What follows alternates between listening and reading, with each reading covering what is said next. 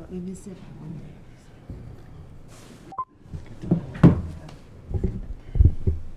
All right, Sheila, can you hear us? I can hear you. Can you hear me? We can hear you also. We're starting off on a good foot this week. Yay. Yes. All right. The time is 7 p.m. and I will call this meeting to order. Maybe have a roll call, please. Mayor Reichel. Here. Pro Tem Hanrahan. Here. Trustee Bretnall. Here. Trustee Klassen. Here. Trustee Engelhardt. Here. Trustee Sanchez. Here. Trustee Seifert. Here. All right, may we rise for the Pledge of Allegiance and a moment of silence. I pledge allegiance to the flag of the United States of America and to the republic for which it stands, one nation, under God, indivisible, with liberty and justice for all.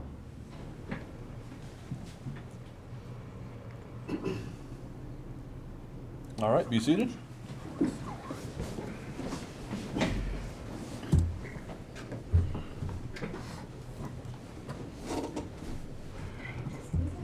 Let Nicole run across real quick, yeah. The first item on tonight's agenda is public comments. Persons desiring to make a public comment on items not on the agenda, please activate the raised hand function in the meeting program. Or Sheila, any phone calls or emails in regards to non-agenda items? No, I have not heard from anyone. Thank you. We do not have anybody signed up. Nobody signed in? Okay. All right. Then moving right along, the next item on the agenda is the consent agenda. It contains the minutes of the April 13th, 2026 Board of Trustees meeting. Item number 2 is the Tisana Inc. Doing business as Silt Liquor, renewal of the retail liquor license. And number 3, resolution number 16, series 2026.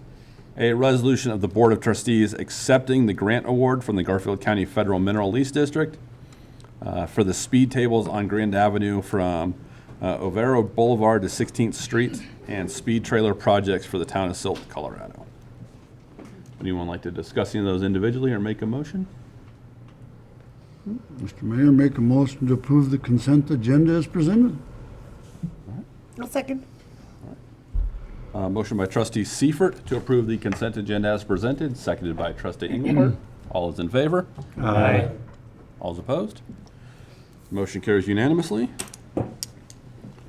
Do any board members have any conflicts of interest tonight? Nope. No, sir. I don't believe it's a conflict of interest. In the past, I've worked with Tim Powersmith in a business outside of this existing project in my day job. Currently doing work with him? No. Okay. I just want to put everything out there on the record. So, do we have any agenda changes tonight by staff or by the board? No, sir. Not here. Okay.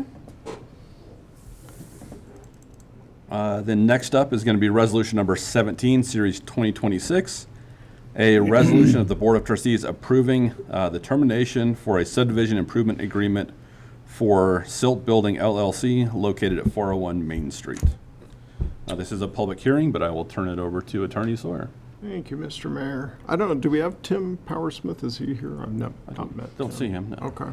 All right. So this agenda item concerns property at 401 Main Street. It's kind of the large former industrial building, a little bit on the south end of town near the railroad tracks. In 2000, that property was condominiumized. So there was a condominium map that was recorded, and there was a subdivision improvements agreement. And that agreement had certain requirements to update the facade with Western themed architecture and do some landscaping and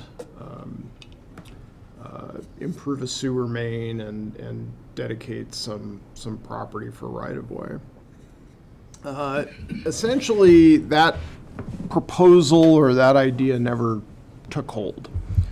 The property was held in common by an individual named Joe Colby for years and years. Back in, I think, 2016, we the staff identified that some of the units, condominium units, had been conveyed from Joe Colby to, I believe, his son.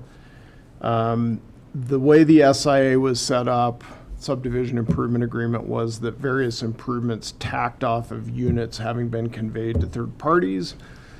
We then sent them notice that they had conveyed 2 units, therefore they needed to do A, B, C, and D. When they didn't do that, we put a notice of violation recorded against the property. It has sat that way for a decade now, and the reality is that, again, that subdivision concept just isn't going to come together and be what people thought it was going to be 25 years ago. So we have been working with both Mr. Colby, the owner, and the contract buyer, a guy named Tim Powersmith, to find a way through that we can retract the notice of violation, that we can terminate the subdivision improvement agreement and acknowledge that the condominium plat doesn't exist anymore. And I believe Mr. Powersmith's thought is that he will come up with a new concept for that property and come in front of you at some future time to say, hey, here's how I would like to turn this into a more productive part of Silt's commercial landscape. So we definitely have spent a bit of time going back and forth with Mr. Colby's lawyer and Mr. Powersmith's lawyer to try and get documents in a form that everybody could agree to. The idea is that we would ask you today to approve a resolution. That resolution will do a couple of things. It will terminate the subdivision improvement agreement. It will authorize the mayor or Jim to sign an improvements agreement with Mr. Powersmith. And then there is another document that I think is attached to the resolution that would acknowledge the termination of the condominium map. And we've kind of worked through this on a legal level that that's really all that's required to get the condominium map out of the way. So the improvements agreement is that Mr. Powersmith is willing to invest this summer in some landscaping along Main Street. The idea that Jim and I had was that if we're going to terminate the old SIA and kind of work through these past violation issues, the town should somehow be better off in a quick way, and landscaping seemed like a good way to do that. So he would present within a month a landscape plan to Nicole and to Derek. They would review that, get it approved. And that would be implemented over the course of the summer.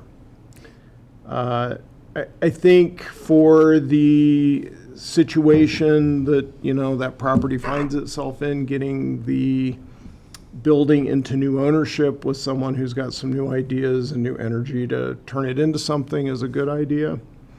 And I'm happy to answer any questions. Do we still get to approve whatever use is going to go in there? So the property is zoned, and so the uses, if the property is used consistent with the zoning, they can continue to rent it. But if they wanted to do a redevelopment, they would need a site plan review, and if they wanted to eventually do some form of subdivision, they would have to come through and get a subdivision approval. Mm-hmm. But at this stage, it is possible that the property, for a period of time until the owner is ready to say, hey, here's my new proposal for it, that it could continue to be used in the same way as it currently is, so long as it is zoning compliant. Right, okay. And then do we get to oversee the landscaping? I'm just thinking about everything should be drought friendly. I think the primary thing yeah, I think the major thing will be some streetscape trees. Mm-hmm. And we do, a number of years ago, we approved a list of silt appropriate trees that I think is in your code, if I'm It not is. mistaken. Yeah. So they would need to select trees from that list. I think that's good. You know, we don't, Yeah, then that entire thing was problematic from the start, so I'm glad to see this, happening. Yep. and nobody's harmed by this, right? I mean, we're not, there's nobody who's here like, I want this to stay a condo. So it's just a win-win. Yeah, I should have said that, so Colby did give a couple, or sold or whatever, a couple of the units to his son. That ownership was at some point later reunited. There's into an LLC. So all the units are now owned by just one entity.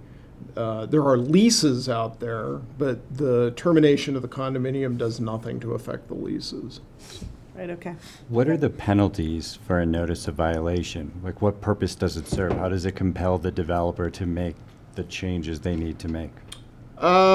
It does, by recording a notice of violation, it does two things. It's kind of a passive way of dealing with a problem. Number one, the staff essentially is instructed not to issue any more approvals if you've got a violation, so you can't come and get a new building permit or special use permit or something like that. And number two, you can't sell the property until we revoke it. And that really is one of the main impetuses for them coming in, is the title company is like, well, until you get rid of this notice of violation, we're not going to insure the transaction. So the town didn't suffer any, I don't know, hardship material or financial during the 12 years that this was in a notice of violation? I think the sole hardship that the town has faced is that periodically from time to time I've been forced to get involved in something and you've had to pay me a little bit of money.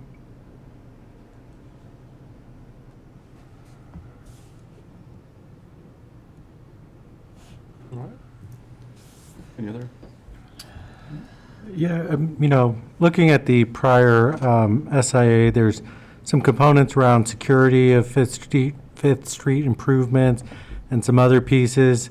Do we think that landscaping is sufficient to meet what was written out here? I guess that's what I'm just kind of, in reviewing that document. Had it been followed at the point in time, there could be more improvements that we would have seen. And while I understand landscaping is a quick, easy win, have there been discussions of anything else that might be in the realm of also within that quicker, easier win? We have focused on landscaping, and the right-of-way improvements on Fifth Street were to be triggered by, again, conveyances, and then there would have been some right-of-way improvements that would have come once, 3, 5, whatever the number was of units that had been conveyed out by the owner. The right-of-way issue, in my mind, is something that will come in front of you later when Mr. Powersmith says, here's my new idea for this property, and we will then address the right-of-way consistent with whatever the new vision is for the property at that time. Okay. I would add, this town has had under prior legal counsel, a history of approving subdivisions with improvement requirements and not getting security. And I have made a big stink about this because this is now the third mess created by not getting security as part of a subdivision that I've worked on in my tenure here. And so when you hear me scream about a developer who doesn't want to post security for doing something with their property, that the code requires security to be posted for, this is why. Thank you. Thank you for your advice. Yeah, I really think, if we can get this property into another owner, maybe something does eventually happen with it. I know we've been dealing with Joseph Colby since I've been on the board.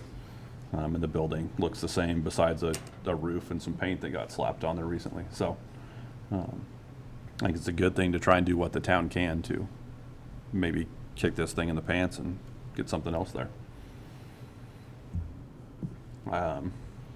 With the applicant not being here or Tim not being here, my only question is I wanted to make sure that Joseph Colby is no part of Powersmith Investments. I can't answer that from the standpoint of like that I've reviewed any documents, but given the amount of back and forth that I have had between Mr. Colby's lawyer and Mr. Powersmith's lawyer and a little bit of acrimony that has gone along with that, I have a strong suspicion that those two have nothing to do with each other after this sale happens. Okay. All right. Okay. Any other comments by the board before we open up the public hearing? Nope. All right. The time is 7:16 p.m. and I will open up the public hearing for resolution number 17, series 2026.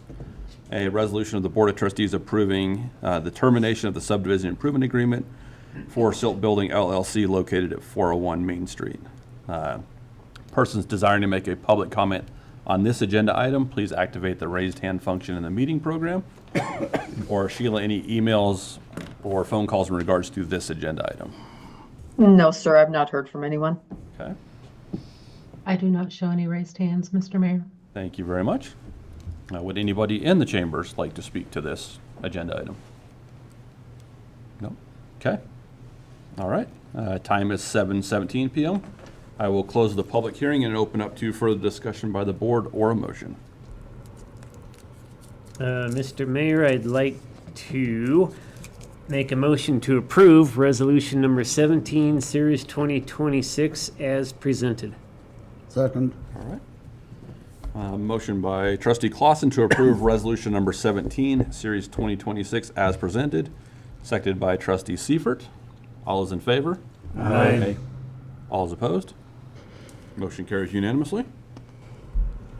Thank you, Attorney Sawyer. Next up is the first reading of ordinance number 4, series 2026, an ordinance of the town of Silt, Colorado, zoning as planned unit development, an approximately 2.066 acre tract of land located on a parcel to be subdivided from 289 North First Street within the town of Silt, Colorado. And is this, that's it? Okay. All right. We'll let the applicants come up to the table and we'll turn it over to Director Centeno. Alrighty. The Flat Tops Cowboy Church is in the middle of subdividing their parcel, and the westernly portion of that parcel is going to be sold to the Western Slope Veterans Coalition for development. I'm going to give an overview of the project as a whole.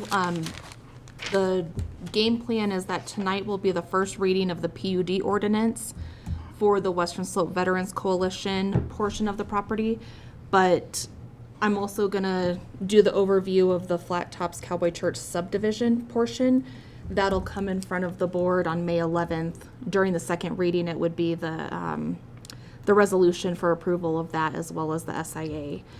But there's a couple things we need guidance from the board on in order to be able to develop the SIA to match what's going to be needed. So a quick introduction is the Flat Tops Cowboy Church and the Western Slope Veterans Coalition partnered to subdivide their the Flat Tops Cowboy Church parcel. The West Slope will get about 2.066 acres. And the veterans will get 2.89 acres, or sorry, the church will get 2.9 acres, 2.489. The church proposal will include approximately 4,400 square feet of additional sanctuary. And the West Slope, very conceptual at this point. We're just working on the final subdivision of everything, but they're proposing potentially 22 family units, which would be 11 duplexes, and then 3 single-family units, which would include a larger manager's residence, and then 1 community building. I did give a brief history within the staff report of the process that they've gone through up to this point that included the approval of the sketch plan at the Board of Trustees on August 11th, and then They just more recently went in front of the Planning Commission for final plat on April 7th. The Planning Commission did recommend approval for the PUD back in September, and it's being brought to the board as a package as a whole for the final now. I'm gonna skip through a couple parts of the staff report. So when you get to the zoning, which in the packet is page 54, there are a couple highlighted, since we are voting on the PUD tonight, there's a couple highlighted portions of the PUD. The first one is the dimensional standards. It's very similar to an R3, slightly different because it's going to be more dense and there's multiple units all on one, but a lot of the setbacks are very similar. The lot coverage is at 75% instead of 70 like an R3. So it's definitely geared towards the higher density, which is what they're needing. The maximum building height would be 35 feet. And then the second thing that I wanted to highlight is the permitted uses include single-family and multifamily units, the private community building, and the accessory structures. And then so that was number 2. Number 3, the PUD prohibits commercial use or any further subdivision. They would have to come in and amend the PUD and if they wanted to further subdivide the parcel. Number 4, within the PUD, after Manager Mann and I spoke more about the parkland dedication fee, we are in support of waiving that contingent upon the development being maintained as residential housing for the veterans community. And so that's listed and broken out in the PUD. And then number 5 is that the reduction of parking spaces are based on the expectation that not every occupant will have a vehicle, and that would be managed by the Western Slope Veterans Coalition, probably the manager on site, as far as who would have what parking spaces with the assignments. And then number 6 is that the parcel would remain subject to site plan review for specific improvements. The PUD is just going to be the framework of the initial zoning of what's going to be allowed. And then I did put the code in there if you wanted to reference back. Let's get down to, I also put the proposal of the conceptual plan so that you kind of have on page 60, so that you have an idea of what the parcel would look like when developed out. Again, that's just conceptual. They are working on their final design and are very close to submitting, after they get their final approval, submitting for site plan. And then the recommendations, planning staff has reviewed the PUD and final plat application for the minor subdivision. It's been determined that the submittal is consistent with the town codes and adopted planning policies that we have. There are a couple of items, like I said earlier, that we would like a little direction on, so that the subdivision improvement agreement can be constructed the way that it needs to. So within their dedication for the town right-of-way, they're proposing a 35-foot right-of-way, even though the town code requires a 40-foot. The 35-foot would be consistent with what's existing on First Street. They have requested to do 35 feet. Town staff supports the 35 feet, and that extra 5 foot that they're not wanting to dedicate as part of the right-of-way, we would just ask for an easement on, that it could be used in the future. We don't foresee that we're gonna need the 40 feet, especially since the other side of the road is only 35, so we're not gonna get a full 80 regardless. We don't foresee that we're gonna need that, but if we, for some reason, did 50, 100 years in the future, we would have the ability to use that easement for pedestrian access. Right now, the only thing that it would do to the church's concept is it would shrink down their ability to be able to do landscaping if it was right of way. If they kept it and owned it and we had an easement on it for the future, it would allow them to do proper landscaping adjacent to the road. And town staff worked with our engineer to develop what we would be comfortable with. Ultimately, it's up to the trustees. And then number 2 is the water right dedication. And I did put the, in the blue is what our town attorney had sent over as far as his feedback on it, and in the fees as well. So in the annexation and development agreement, it states that the church has to pay the construction impact fee at the time of subdivision.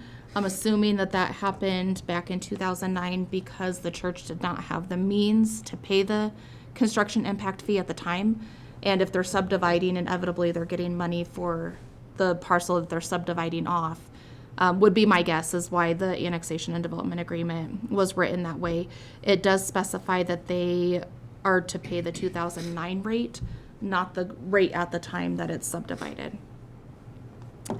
And then, and I'll go into this a little bit more in a second, but the Western Slope Veterans Coalition is also requesting a reduction of fees, including impact fees, and we had already talked about the parkland dedication that staff was in support of in the PUD, because that was listed in the PUD. The rest of the fees, I'll let the applicant speak to as far as what they're requesting the reduction for. And then within the annexation and development agreement, there was also a portion of it that was broken out to require different dedications for the water rights. And the way that it's spelled out, I want to make sure I read this, my screen's kind of small. So at the time of site plan review, the annexation and development agreement provides that the remainder acreage will dedicate a portion of 0.5 shares in the lower Cactus Valley ditch to the town, but no less than 0.1 shares. The Western Slope,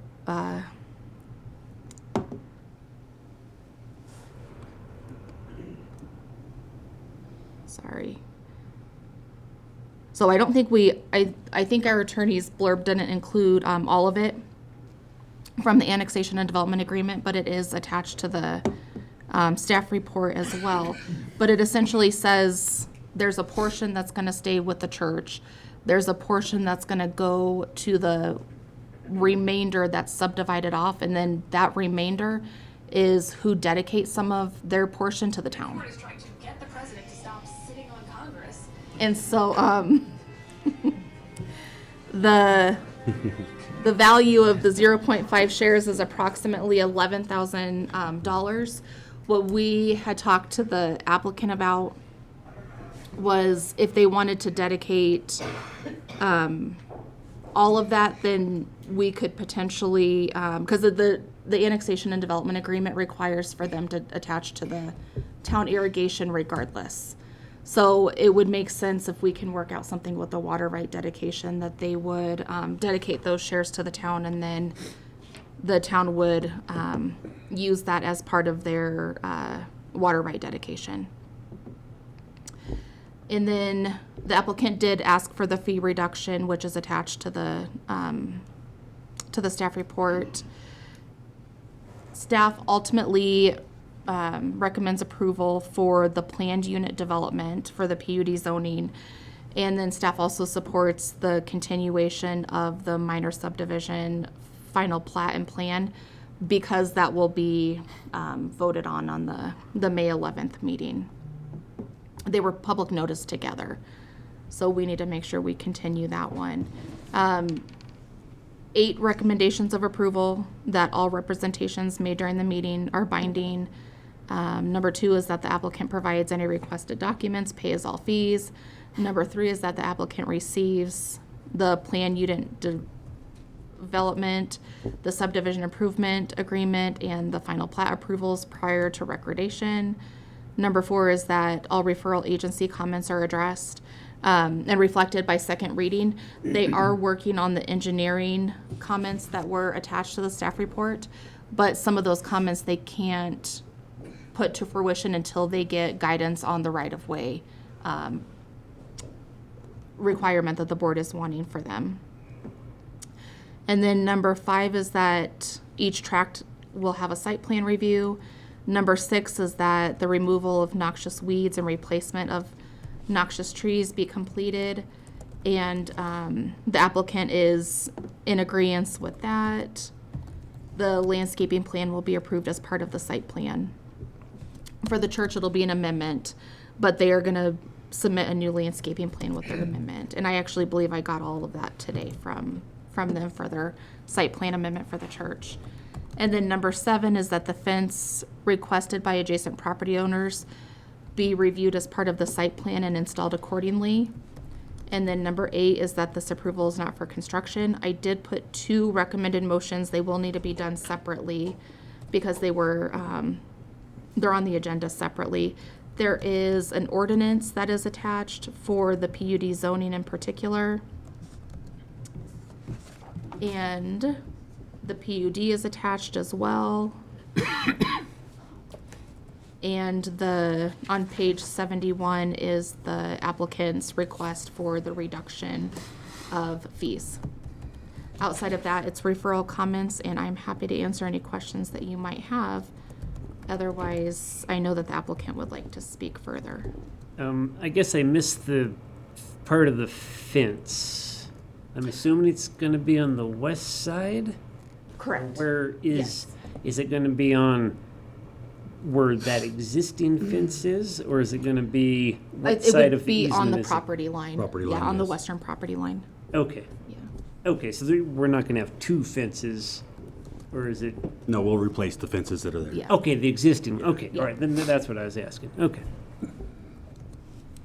Then the coalition, you'll have, your driveway's gonna come out on Home. The Correct. church is still gonna stay on First Street, right? Correct.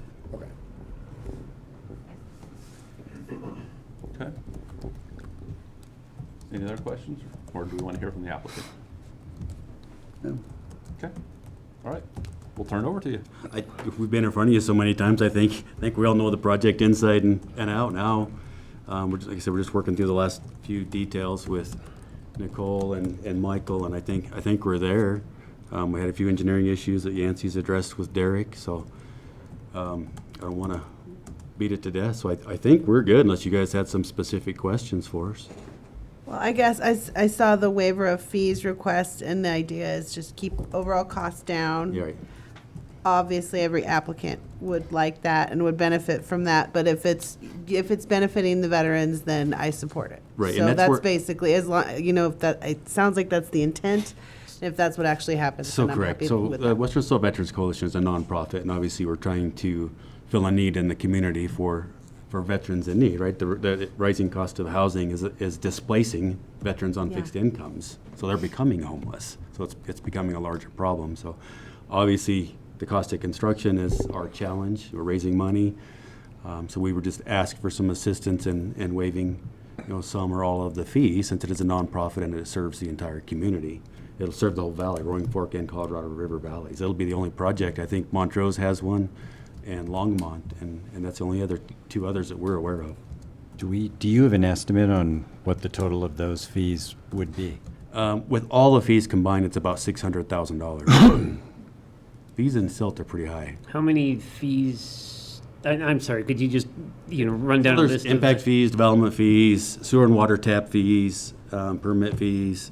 I mean, I don't have the whole list in front of me, but we're asking, if your guys' graciousness, obviously, to waive them all if you could. If not, waive some percentage of those. But cost of construction, if we could save $600,000, that could be the difference of building this project. What's the total projected cost, not including those fees? Between $4 and $5 million right now. We'd like to get $5 million to see if we can cover everything. And it depends on how fast we can raise the money and what construction costs do in the next, 12 to 24 months and all those fun things. So $4 million will probably get it built today. We would like to have 5, obviously, and then some assistance with the fees. And we've got a lot of people reaching out wanting to donate, small amounts. We've got several grants submitted. We've got a congressional spending grant. Jeff Hurd has been helping push that through. So we're kind of waiting on the government, which could be forever, as you know, or never. So in the meantime, we're going to do our best to move the project forward and try to keep this thing in budget as best we can, gather all the local donations we can, start our PR campaign, and just see where we end up. I have a question for town manager, man. So the water plant, the financing was built around X number of tap fees Correct. to help finance that. Correct. So can we even waive something like that? You can. It's a policy decision of the Board of Trustees how you would and for what you would waive some of those fees for. The difficulty is that the more impact fee or tap fees that we don't connect, that just pushes that cost onto the user rates.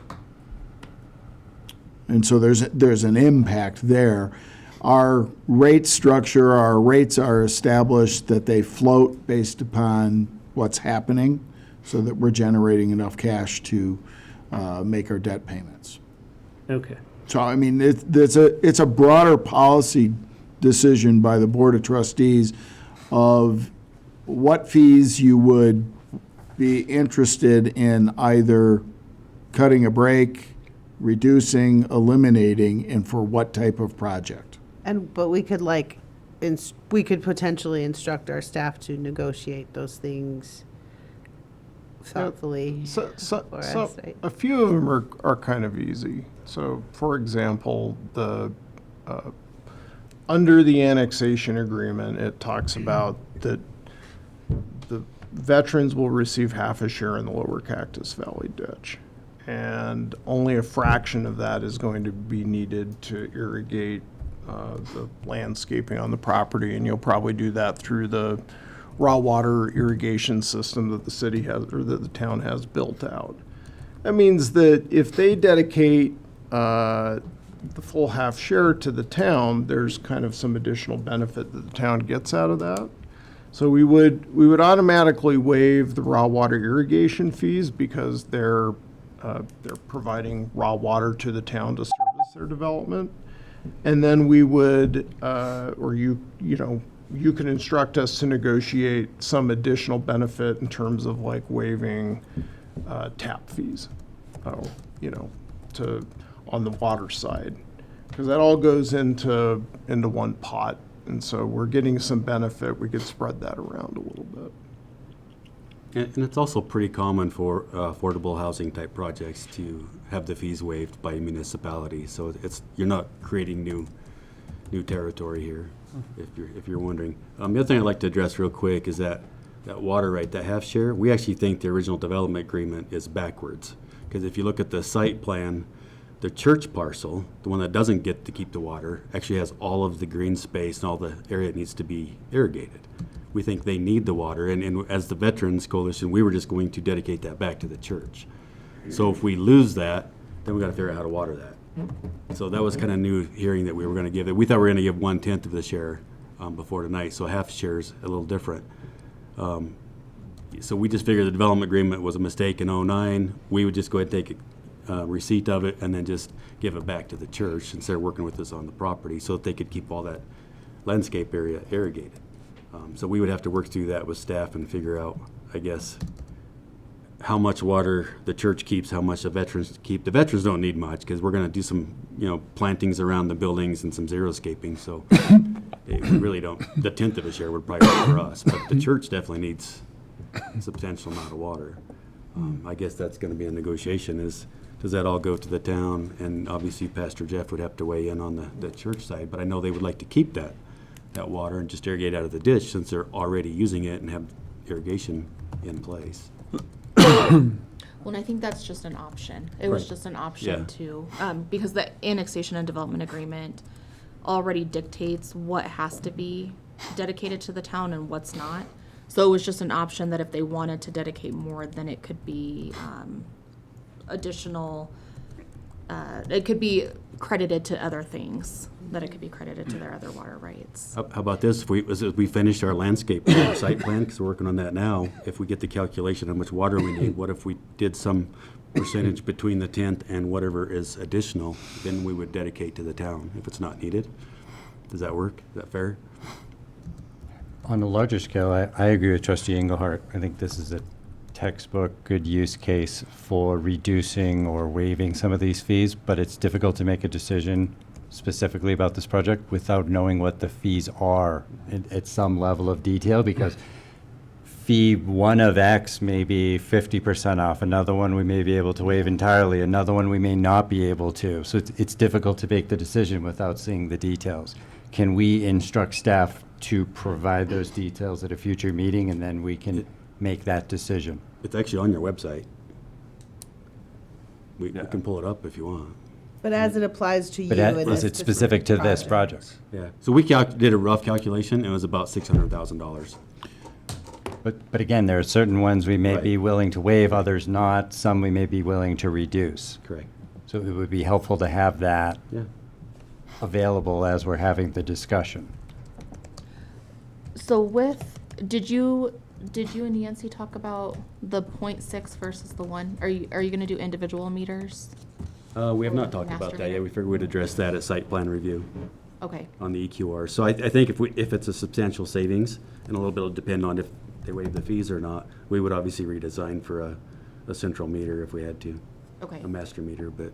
Because that's another portion that I think we could probably address in the subdivision improvement plan, is that the way that our code is written, the EQR code, if it is all on one master meter and it's considered like a multifamily apartment, in one master meter, it can be 0.6 EQRs. It's assessed as like a lower EQR usage. But if it's individually metered, and this is a unique project, it's like they're gonna be smaller units that would be comparable to an apartment. But if they're individually metered, our code dictates that it has to be assessed as one EQR. So some of those numbers that Mayor Pro Tem Hanrahan is wanting, we may need a little bit more guidance on that as well, is if they are gonna be individually metered, would the board be okay with assessing it at 0.6 EQRs rather than one EQR? Like, what's the temperature there? And that'll help us determine the water tap fees. So how many tap fees we talking for the project? So, I mean, roughly, they're looking at 22 units, Right. duplex units, and then 3 single-family units, and then the community building. But if it's one master meter, it's just one tap fee, then No, is it still, it or would am I still not? be, like, every individual building would still have. Would still its have the EQR, okay, even though there would be just one. It would just be at 0.6 It would instead be of a at 0.6 full, I if just it wanted to make were sure I was 1 following. meter. Yeah. Okay. I think the big question is, at issue is the largest component of fees are water tap fees and sewer tap fees. Between the two of them, and it's not exact, but it's about 21,000. It's 12,000 for the water and about 9,000 for the sewer. And that's the big fee. The 12,000 you're using to pay for a water treatment plant. The 9,000 is, for the sewer plant, for improvements that we have to make there. Yeah. And, yes, it is a very good cause, and I'm fully in favor of reducing some fees and everything, but with me, the water and sewer tap fees is kind of a sticking point, just because we have, $28 million plant to pay for it. Well, I think if we're willing to help as much as reasonably possible, but that it sort of depends. And then the other thing I think is, like, do we have a policy on this so that we're treating similarly, so we're consistent in how we're treating? We do not have a policy that allows for the reduction of fees. Well, maybe we should develop a policy in this process so that That we would are be under the consistent. direction of the Board of Trustees I think for if we're staff gonna to do develop things, yeah. something like And that. if we're gonna do this, which I think we should, then we should do it consistently for applicants that, you know, in a fair way, Or is right? the policy intended to be discretionary, so that we can Sure. have these conversations for yeah. these specific use cases? Right. We may not need to rewrite the rule as much as we need to dive in a little deeper because of this particular development's use case and beneficiaries of it. And it's a very unique project. These don't come around very often. And Yeah, the town does process with some frequency applications by Habitat for Humanity. And I believe they have traditionally paid whatever the fees were for their project. I'm trying to think if there are other kind of affordable housing developments that we've processed in the last 5-6 years. Yeah, so this project and Habitat would be the two examples that we have in Silt. And I guess, I mean, Habitat's income qualifying, and this is like, This is purely nonprofit too, which makes it unique.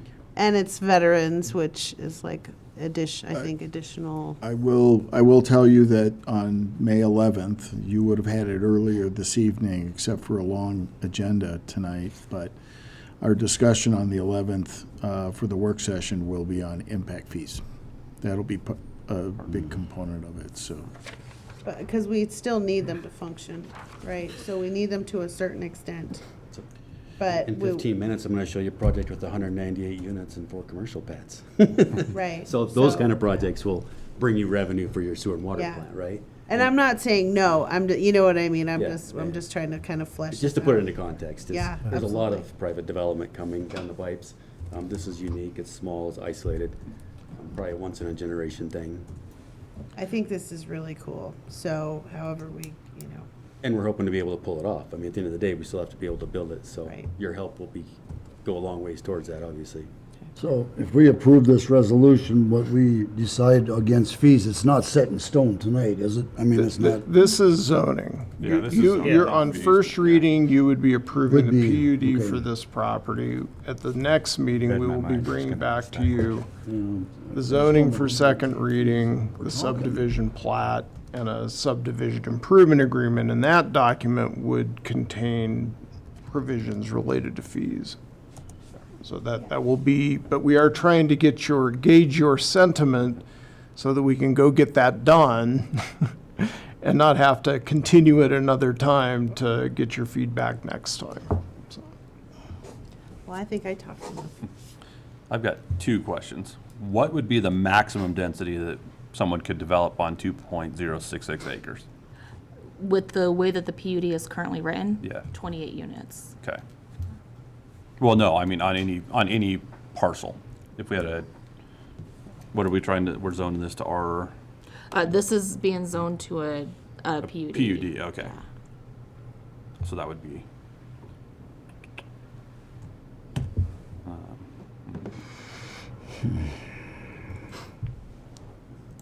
And I think the scope looks good on this piece of property. You did mention though reducing the number of parking spaces required. So I know we always say we're not gonna have 2 cars, we're not gonna have 2 cars and a motorcycle, and it happens even if it's controlled parking with stickers of who can be in the parking lot. That just means all the overflow gets pushed out on the street. So how many parking spaces would be required if we expected the code level? So, let me, If we did the 2 spaces per unit, right? yeah, because right now they're proposing 1 space per unit. And we, well, if you count the managers, yeah. A manager has a garage also, and off-site parking. So what are we, 24 units? And right now, we've got 62 parking spaces. So we're actually over the 2 spaces the per 2 unit. It's the guest parking. Okay. Although, if they have an event or counselors show up. So we're still over the minimum parking requirements. Okay. So we're not actually.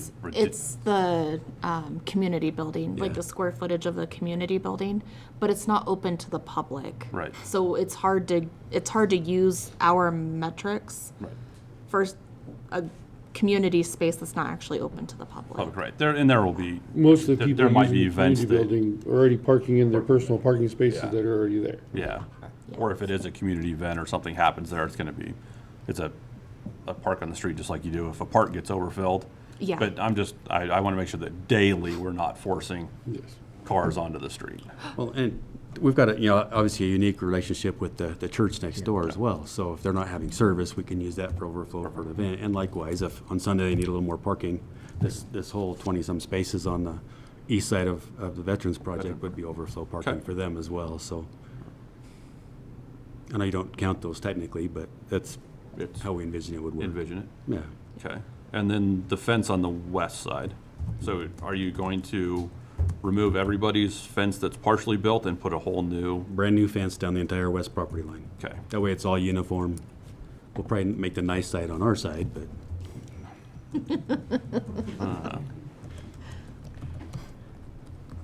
no, we committed to that with the neighbors when we did Okay. our public open houses. all right. I like that for consistency across there. I would like to see, and to choose to have the nice side on your side. I understand it's your money, but maybe that's a discussion with We could go either the side. I'm neighbors, just so saying, yeah. It doesn't matter to us. I don't want to be us in here arguing about fences when this project gets done. We'll so. build a new fence, put the finished side either side they want. Whatever we gotta do, okay. If we build it on our side, we'll put the finished side on our side, obviously, because we can build it better. Better, yeah, okay. Yeah, that's all I've got, so. This is a public hearing unless there's more comments, anything No, else by the applicant? No, sir. Okay, all right, I had one quick question. yes. So on the west side, the town has an irrigation line, and it appears that there's an existing 10-foot, and they're gonna add 5 more feet. To the drainage channel? Well, I guess if there was an alley on the west side, the town has an irrigation line. I just want to make sure that there's plenty of space for the town to do maintenance of the irrigation line. The irrigation line is actually in the middle of our new parking lot. Yeah. Irrigation, domestic, and sanitary is all in the parking lot. There is a smaller 4-inch line on the west side of the property that that- runs yeah, that back we're not behind, aware of, yeah. that feeds I houses don't on think that Birch. showed up on any of the, It's not there. It's not there? They haven't been there, yeah. Okay, Our line I- comes up from the street. The street. Okay, so your taps are in the Middle of our street. yard. Okay. yeah. Yeah, when we redid Home, we made sure that we stubbed everything out coming off of Home Avenue. Oh, okay. Because I happened Yeah. to look at an old set of plans and it showed a 4-inch line that went up. Oh, okay, so that one's abandoned now then. Okay, so that one's abandoned. Okay, all right. I just wanted to clarify that. Okay. So the only thing that comes from the west will be the power. It'll drop off that existing Uh-huh. pole, and then we'll run, excuse me, we'll run transformers on site. Okay. All right. Okay, That's everything I had. that's all you got? Okay, perfect. Time is 7:53 PM, and I will open up the public hearing for ordinance number 4, series 2026. Persons desiring to make a public comment on this agenda item, please activate the raised hand function in the meeting program, or Sheila, any phone calls or emails in regards to this agenda item. No, sir, I did not hear from anyone. Okay, I do not show any raised hands, Mr. Mayor. thank you. And is there anybody in the chambers that would like to speak to this agenda item? Please come up to the table and state your name and address for the record. Brooke Caldwell, 298 Birch Court. I just had a couple questions, and I heard some time things, 12 to 24 months. So we're not looking at starting this next month. Okay. That's what, I've been assigned by the neighbors to ask a few things. You know, it's like, when is this supposed to start? But you don't know. We need to raise the money. We're waiting on grants. You need the project to be essentially shovel-ready before you can apply for some of these grants. Oh. So after this next 2 hearings, then we'll actually qualify to go get the grants. In the meantime, we'll be raising money. So we anticipate all stars align, be breaking ground next year. If we can do it this fall and we somehow get all the money, great, but we'll Yeah, see. that's what, and they was like, when are they? All about the money. And they wanted to know about the fence, and thank you, I got a lot of my questions answered. Thank you. Thank you, Thank Brooke. you. Right. Would anybody else in the public like to speak to this agenda item? All right. Seeing none, the time is 7:55 PM, and I will close the public hearing and open up to further discussion by the board or a motion. Well, I think just getting back to some of the questions that were raised or direction desired, as far as the right-of-way goes, I think that's fine. I know we haven't discussed it. I don't know how others feel. For me, that seems like a great compromise to move this forward. For the fees, after hearing all the discussions, I do think this is a unique project, and I would love to see as much fees as we can waive, we go forward with that. I do understand the balancing act of some of the larger projects we're trying to fund, but I do think there are other developments where those fees, rightly fit the development and the costs that are going to be incurred by the town.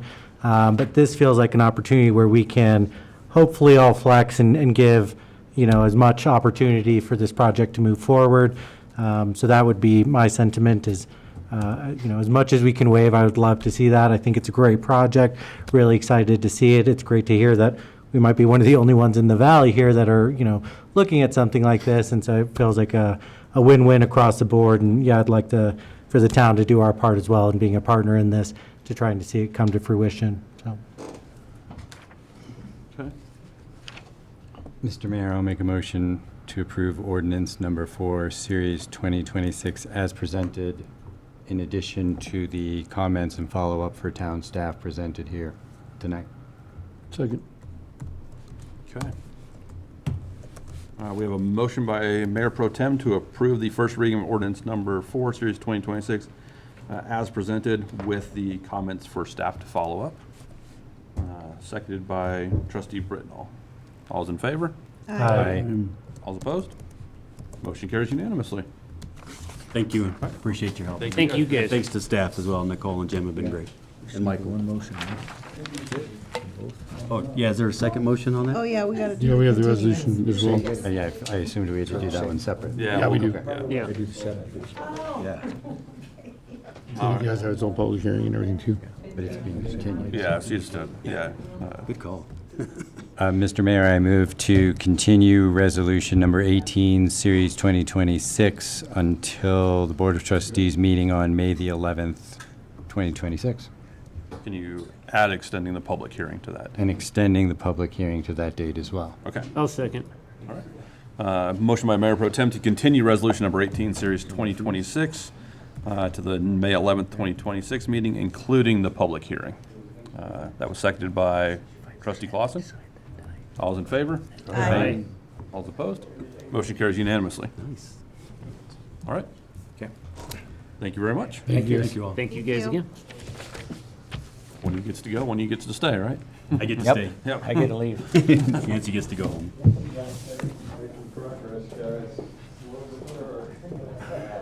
All right.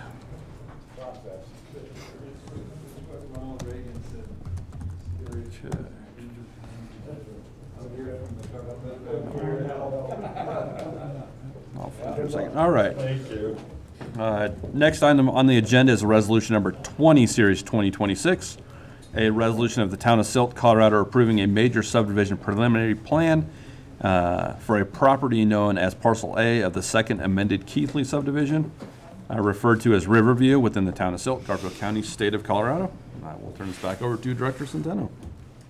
Alrighty, town staff presented the Riverview preliminary plan, plat, and PUD to the Planning Commission on March 3rd. The Planning Commission made a motion to continue the public notice until April 7th. On April 7th, the project went back in front of the Planning Commission, and they did recommend approval to the Board of Trustees for the preliminary plan.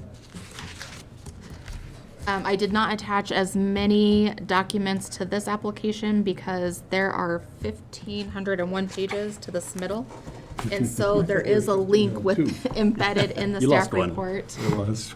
That'll take you to a Dropbox that you can read whatever your heart desires out of those 1,501 pages. Even more now because we actually got a couple more documents. So I did highlight, because the Planning Commission's recommendation was subject to several different items being addressed.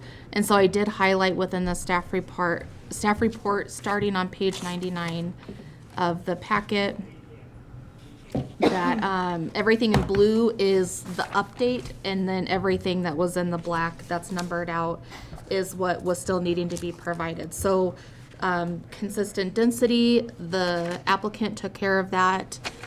And the trail map and parkland dedication, the applicant also provided. The securing the western access, the applicant is still working on, so that will be a condition of approval. And then there were multiple engineering, legal, and fire referral comments that needed to be addressed. And they have addressed many of those comments. Let's see. For emergency services, there's already a Riverview Road, it's not a parkway.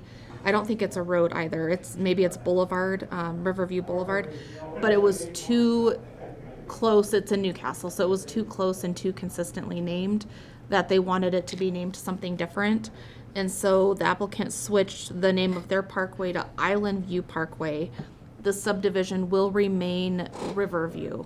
But when emergency services are being dispatched, they won't be dispatched to Riverview, they'll be dispatched to Island View Parkway, which is enough of a variation that emergency services were okay with that name change. There was the need to declare the lot numbers on the zoning map, and the applicant completed that. The wetland delineation report was submitted on April 7th. Or the mapping was submitted on April 7th. The report was received on the 23rd. And I believe that our town engineer and the applicant's engineer were able to, I saw a few emails going back and forth. They are working on making sure that that is all buttoned up. From what I can tell, that is going to, that's not going to be an issue. That's going to be approved by our engineer. The traffic study and permit were submitted to CDOT on March 25th. The CDOT did respond on April 22nd, saying that they were going to need the full 45 days for the review, given how large of a review it is and the development that's happening south of Silt. So we will have something back from them sometime in the near future here. And then the water right dedication requirements has been acknowledged. The need to discuss that further has been acknowledged by their attorney. And I'm sure that Attorney Sawyer and their attorney will continue to have those conversations and figure out exactly what that needs to look like before they come back for the final plat. To give the overview, I know that you guys have seen a lot of this before, but for those of you that have not, or anybody online, the Riverview would be subdividing the parcel to be 5 buildable lots, and then the 2 open space lots they actually are converting into 1 parkland dedication open space. There was a little discrepancy over the acreage that's recorded within the assessor and the acreage that's showing on their plat. And that is simply because there's some property pins that were off, and the applicant's cleaning up a little bit of that mess. That's going to show a different acreage once the new final plat is recorded, because they have their surveyor went out and had to do some intense work to figure out where those plat lines actually should be. As far as density, they're proposing 198 multifamily units and about 28,550 commercial square footage spaces. There was question about the parkland dedication that has now been given clarity to. They're based off of the discrepancy within the density. We were coming up with different parkland dedications, and that has been remedied. And the applicant is requesting to dedicate there's going to be a trail that goes on all 4 sides of the parcel that would be open to the public. So that would be dedicated to the town. And then they're also willing to dedicate the island as part of their active parkland dedication. There was discussion at the Planning Commission meeting as far as who's responsible for building the bridge to get over to that island.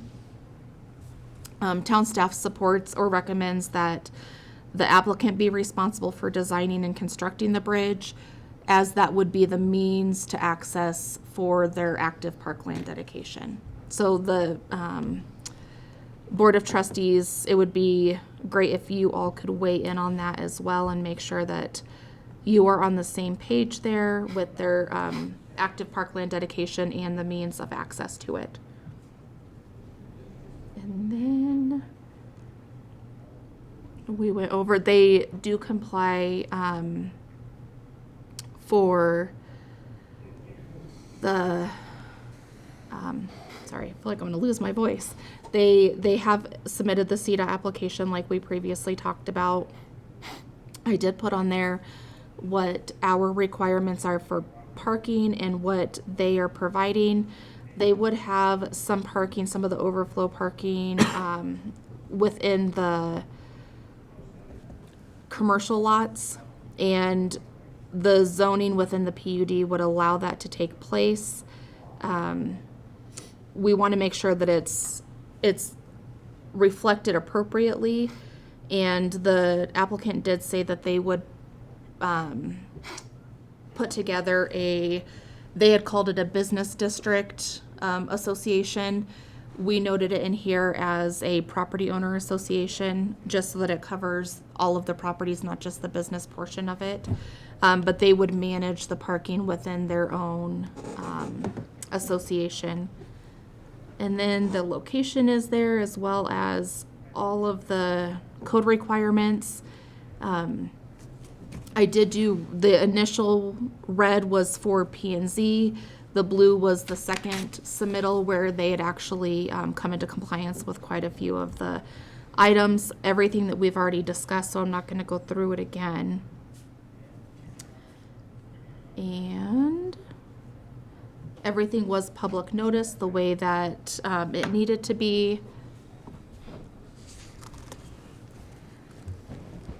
Sorry, there's a lot of code in here. Everybody has been given adequate referral comment times now, so we do have all the referral comments that we are going to receive for the application. The comprehensive plan does designate this parcel as service and commercial based. Based off of our housing needs assessment and the amount of commercial that's going to be adjacent and visible to I-70, town staff does interpret that the intention of the comprehensive plan is being met along with the housing needs assessment for this particular kind of housing, for the apartment unit housing, that we would support that the comprehensive plan was being met. The zoning map does designate the parcel as a B2 zone district. It, after some research, is actually found that it is currently a PUD, so they would be doing a new PUD. They would be amending and restating a completely different PUD to serve that parcel based off of what they're trying to do with it.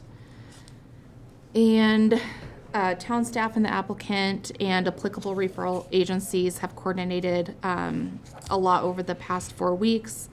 And there's been a lot of outstanding review comments that are now being, that they have been addressed or are still currently being addressed actively. And there's been a lot of progress made, which is what allowed the Planning Commission to recommend approval based off of the progress that was made. There are a couple of items that the Planning Commission went on ahead and deferred to the trustees as well as they should have. The first one was that the town code requires a sidewalk on each side of the Island View Parkway that is supposed to be 8 feet wide. The applicant is requesting to install a 6-foot wide sidewalk only on the north side.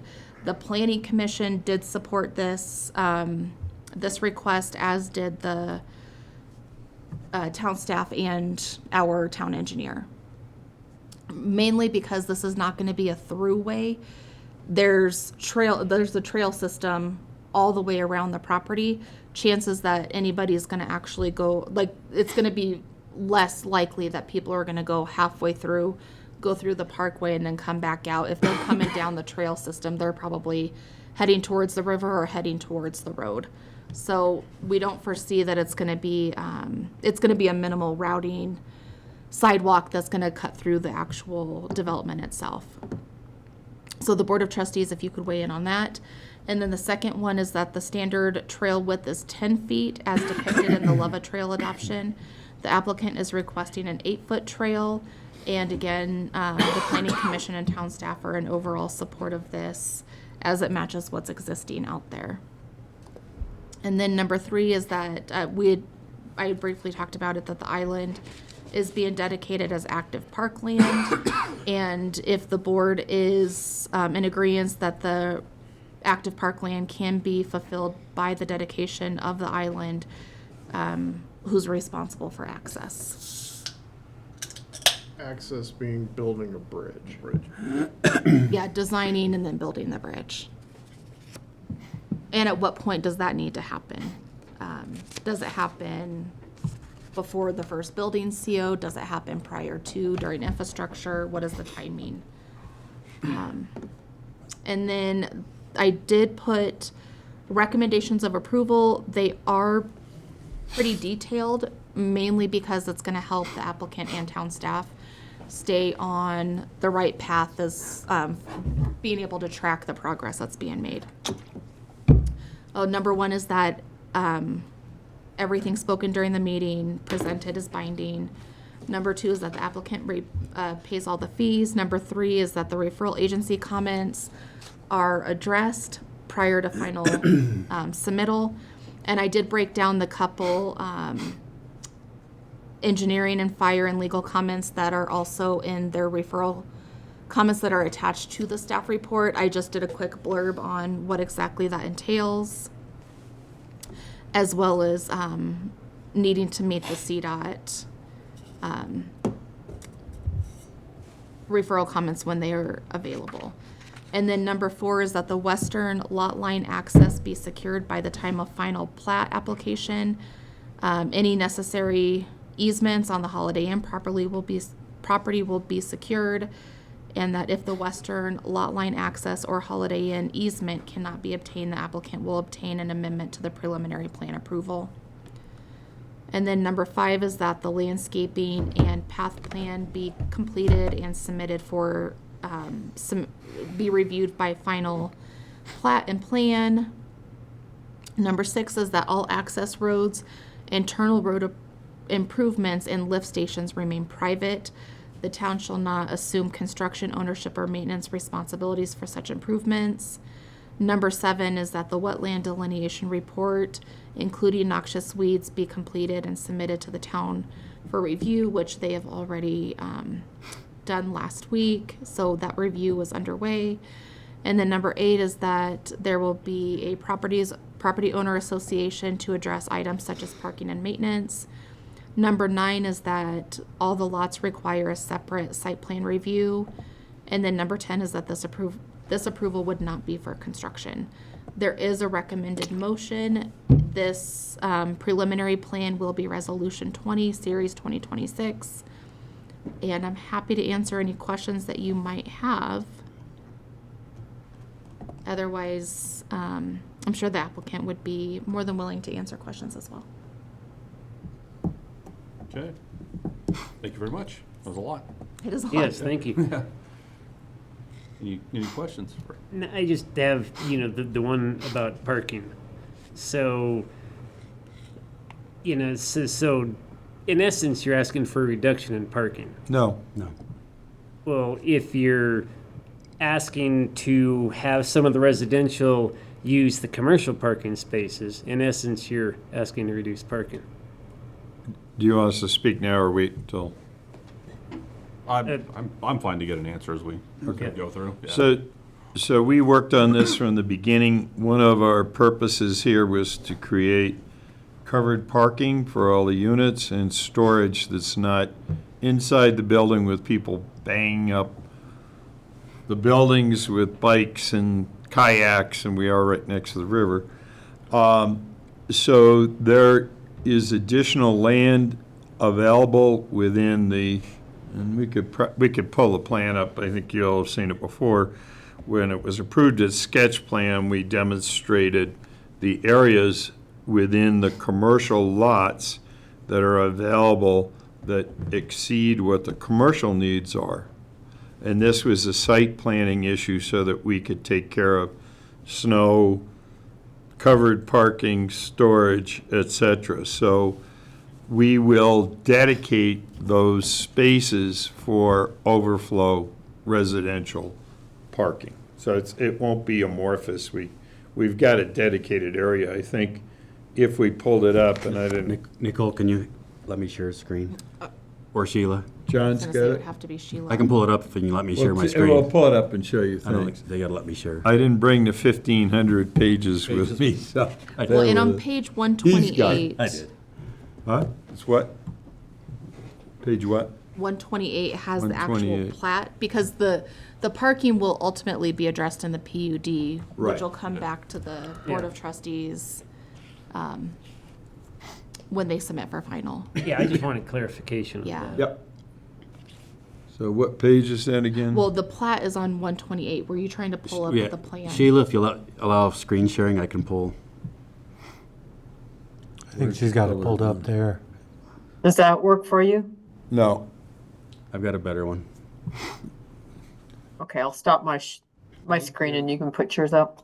Well, I'd need to know what name he is logged under so I could actually make him a co-host because he cannot share as a participant. It's John Kirsten.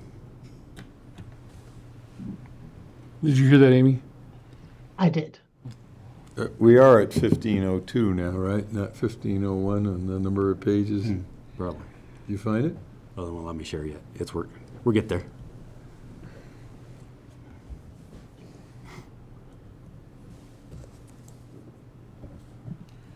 Do we have any questions while he's searching for that? And 1,500 pages might take. I have a question about item number 1 that you were looking for clarification on about the sidewalks. Yep. Reducing it from 2 to 1 and then reducing the width from 8 feet to 6 feet. Are there any ADA implications of reducing the sidewalk No. width from 8 feet to 6 feet? Jeff, do you want, Jeff Simonson, are you on? He's got a really bad cold, that's why he's not sitting here, from SGM. For some reason, it's not. He is on. Would you like me to unmute him? Please. Yes, please. Thank you, Mr. Mayor.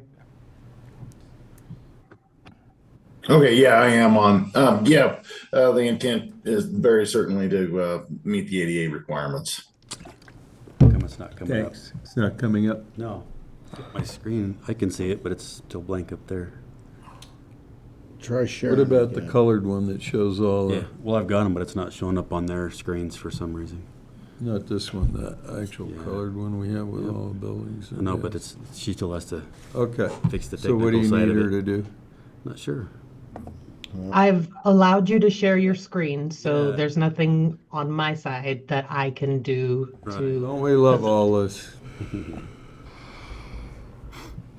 What While that's we're waiting, doing. I'll say I think that the parkland should be deemed dedicated when it's accessible. So Which one are when you the looking for? bridge is done. That's my We're opinion. looking for that colored one with all the parking That just shows delineated. the parking on I'm it. going to ask some clarifying questions after the applicants have an opportunity to finish their presentation about the bridge or the connection to the island, and obviously the applicants can Yeah, we don't give have feedback on that it. included in the packet. We're trying. Weird, I can see it on mine, but it's not showing up on your guys's.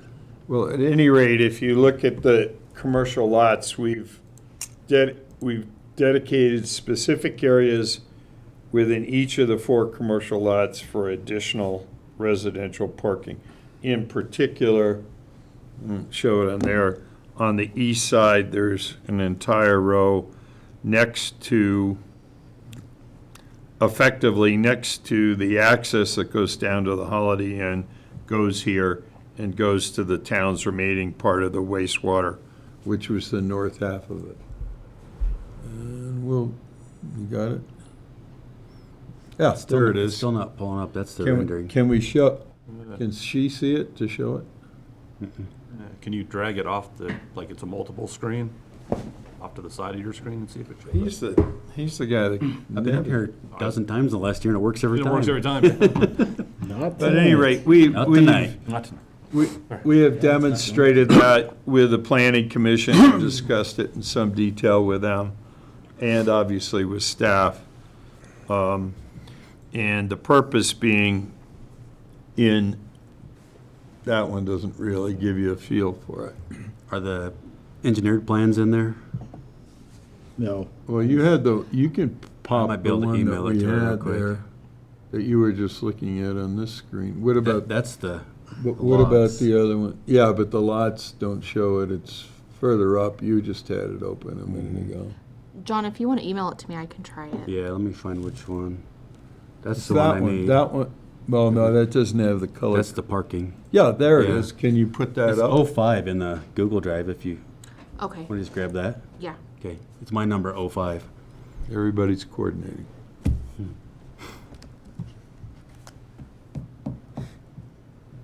But one of the things we did want to do is provide covered parking, which doesn't exist in any other apartments really in the whole area. And we felt it was really important, and there are samples of that I think we showed you all in the sketch plan series. So we'll let Nicole, are there other questions related to some of that, to other things? And then when we find this, we'll put it back up.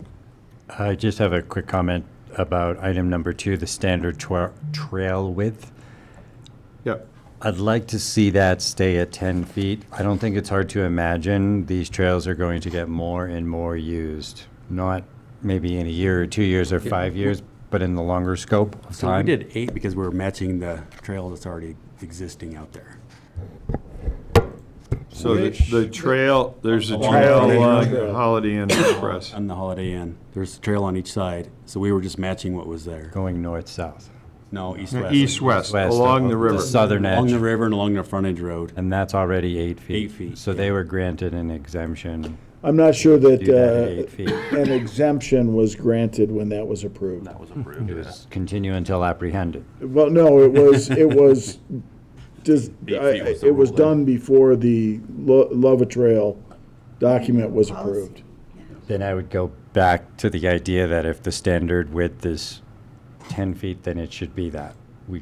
We can't keep building west based on rules that are no longer enforced anywhere else. And again, the usage of this is intended to grow substantially, especially with all of these developments Yeah, we can do If that you right want there. 10, we'll do 10. Yeah, say, We were the thing of just doing the matching 10 it. is that way if the Holiday Inn or somebody, if that trail would need to be redone or rebuilt, then we could have that put to the 10. People with strollers, 8. bikes, Doesn't matter to us. fishermen, people Oh, that's fine. hauling Yep. No, it's- kayaks and makes whatnot, sense. the usage is going to go up. think we got that. We're getting people. We don't need to worry about it. With their e-bikes going to work. You know, that's an emerging issue that's gonna get worse. So the bigger the trails are, I agree with Mayor Pro Tem that, That's you know, done. that No it's a big deal. better Cool. idea to Thank have you. a bigger. You bet.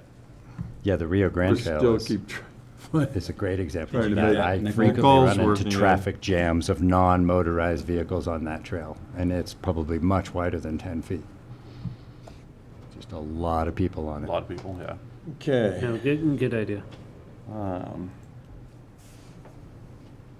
I guess the other one was if we're okay with on Island View Parkway only having a sidewalk on the north side. I'm okay with that.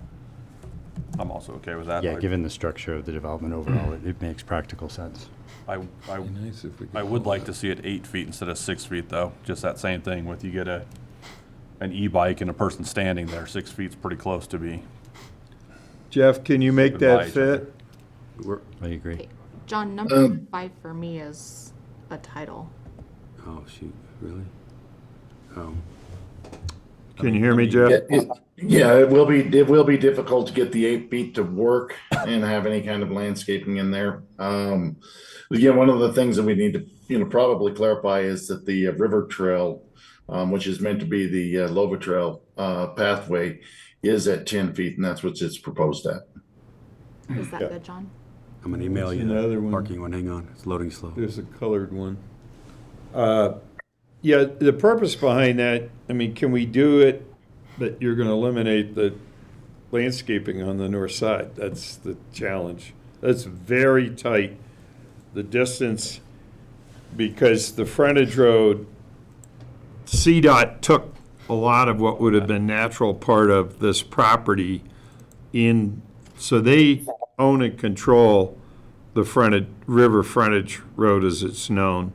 And that pushed everything down, and we're also inheriting their water, so we're trying to deal with that. Not yet. Anyway, so that was, I mean, can we do it? Sure. We were just trying to get green on both sides of the quote parkway. I would advocate for safety over and aesthetics. I was gonna say, I'd prefer to have Yeah. a bigger sidewalk than some landscaping that's gonna get walked on because people All are right, having to get out Jeff, of the way can you anyway. change that? Good point. We'll put trees in, they'll just be graded rather than like we have Right, yeah. in town here. Okay. Doesn't that cut into our parking lot? No, Okay.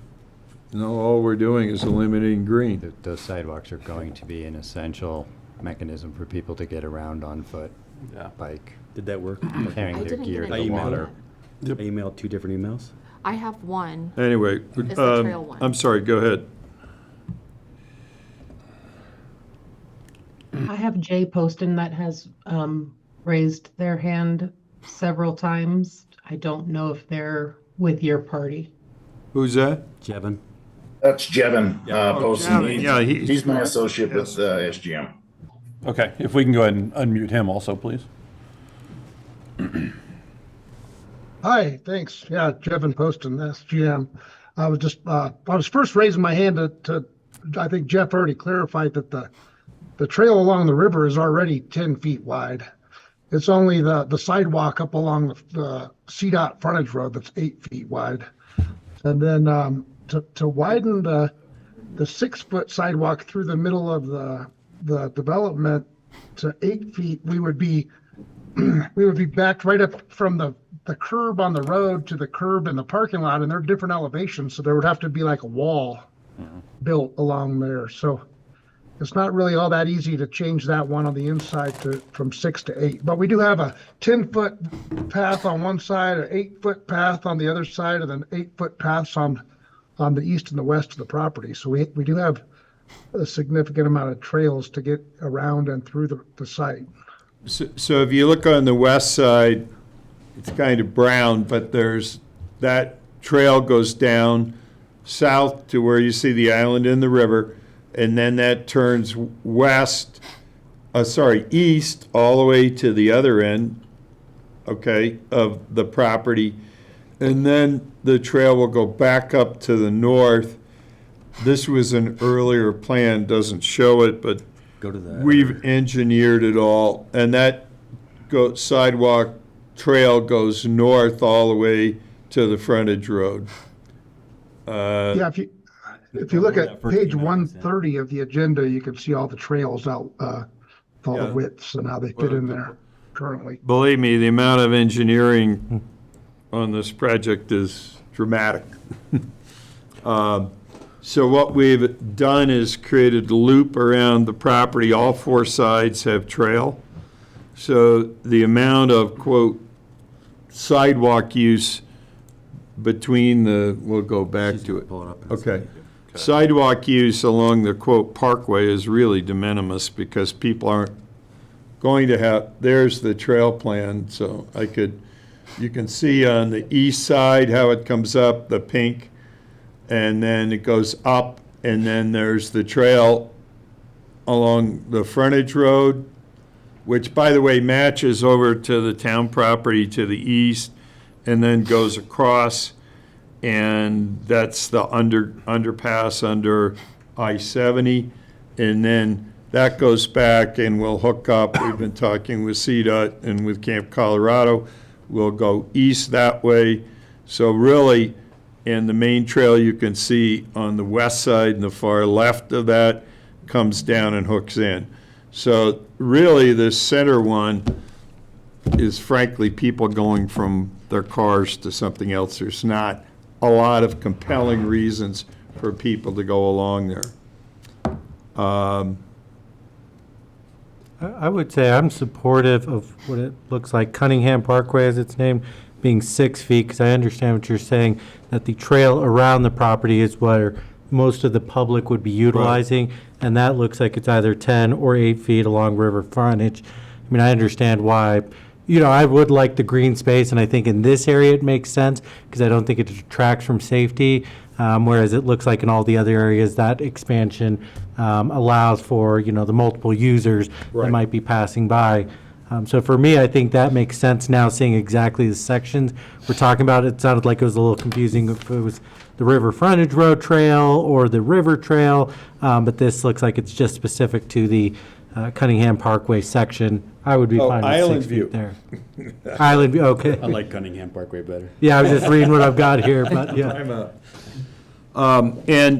And Michael did point out that in the original Ferguson annexation, when the town annexes property, part of the annexation agreement was that north walk, park, whatever you want to, trail that runs along the north side of the property. So we have engineered that in. Excel's up there. There's all kinds of moving parts. There's water that's, believe it or not, inherited from I-70 that comes through that we had to factor into this. So I think that plan, if you're good with that one section, will make all the elevations also work, which is another factor to this, as Jevin pointed out. Jevin, did you have any other comments on those? No, that was all I wanted to point out was Okay, that thanks. increasing that one going through the middle from 6 feet to 8 feet would require a bunch of walls, because you can't see it here, but the commercial parking is kind of backed right up against to that sidewalk. And then I would also just like to point out that the trail going along the river frontage road and the CDOT right away, there's also, like Mac mentioned, a ton of utilities in there and a roadside ditch that we had to engineer to be able to convey all those flows from the right of way there. So there's a lot crammed into that Yeah. right of way along the edge of the road. And that, as I said, was inherited, and CDOT's a big surprise, shouldn't say it out loud, hasn't kept any of that up. So we'll be improving that, and Jevin's lived and breathed this for how many months now, Jevin? Since 2025, I Yeah. guess. It's been a while. But anyway, the point is, we have been able to place all of those into a buildable plan and meet, I think, everybody's needs from a practical standpoint as well. Okay, we're here to answer other questions, etc. I guess the bridge, I'd be of the opinion that the developer covers the cost of that. So we should talk about, because this is one thing I can see us bring back to you, something that is not consistent with your expectations, so getting direction is helpful. I don't know, is there any, do we have an aerial photo of this area? I can pull it up. I could see that last one, kind of. And I should say, Chad, are you on now? He's coaching soccer. Chad Lee's from JVAM, our council, and has been working very closely with Michael. I do not see a Chad online. Okay, thank you. He was coaching tonight, so. So the portion of this island that is part of this parcel provides a springboard to get over to another island, which I think Nicole will get us a visual here quickly, which then allows us to run along that island and springboard over to the Silt River Preserve. And so the question of what type of bridge, this will be a discussion point for our negotiations with the developer, because obviously bridge can mean many different things to different people. And Jim, you've worked on thinking through kind of the connectivity down there, but we need some direction for you about essentially the standard of the bridge that we're looking to connect the mainland with this initial island. Because You it can't may, see it there, Nicole. it may be that Where the this island is? bridge actually is a critical link. Turn off the river. Yeah, we're not in that area. Yeah, there you go. It may be that this bridge turns out to be a critical link in a much bigger plan to get across the river and over to the Silt River Preserve. So a small little footbridge, while it would provide access for parkland purposes, may not ultimately be what is needed for the long term of the town. Can you scan out further so they can see the entire island area? In other words, you need much bigger geographic area if you can, particularly through Camp Colorado. Because Jim and, if I can address it, Jim and I have talked about this. Jim, that's our parcel. You can see there's considerably more to the west along Camp Colorado, and I think a number of you have been working on various representations they made over a period of time on their improvements. The idea was to carry, you can see the trail below Holiday Inn Express. The idea was to carry the trail over and continue beyond the Riverview parcel, connecting along the south side of Camp Colorado. And then the town owns, which of these? There are three owners. The town already owns the We west own portion, this portion. Jim? We own the eastern portion of the next island. There's a channel that runs between, Yeah. and Camp Colorado owns a portion of that island that is attached to your island. There's a channel that runs north-south on Camp Colorado's parcel. Then the town owns a chunk of the island, and then Camp Colorado owns kind of the western spillway area. So there's. And then Yeah, we I'm sorry. own, if you scroll down a little bit, we own the far western half of the Bird Island, which is part of the Silt River Preserve. And the balance of the Bird Island is owned by the Asphalt Paving Company or United Companies, which is the parent. Attorney Sawyer, when you talk about future usage, are you thinking motorized vehicles? What can you clarify or expand upon what? I guess think about the difference of a little footbridge you might cross on a Forest Service trail to get up a canyon. It gets you across the creek versus think about a connecting bridge. I'm trying to think of a good one, but that's a steel structure. It's 8-10 feet in width. It's got a hard surface connector, and it can get people on bicycles back and forth. To Be similar more to of the the one Lovett at Two Trail Rivers standard. Park in Glenwood? That I mean, that would be a very big example. That's a big Example, example, yes. but in terms of functioning use cases, That's correct. It would make sense at least for the bridge to be the width of the current trail, at least 10 foot wide, able to handle some of the traffic and obviously it's non-motorized in that, like e-bikes now, they're not, I don't think they count as motorized, but even though technically kind of they are, but That will be a coming policy decision for Yeah. the Board of Trustees. Just remember, if you make it wide enough for vehicles, at some point, somebody will try to drive on it. So you put a bollard right in the middle. Exactly. Yeah, you'd have to do that. So 6 feet is a good width.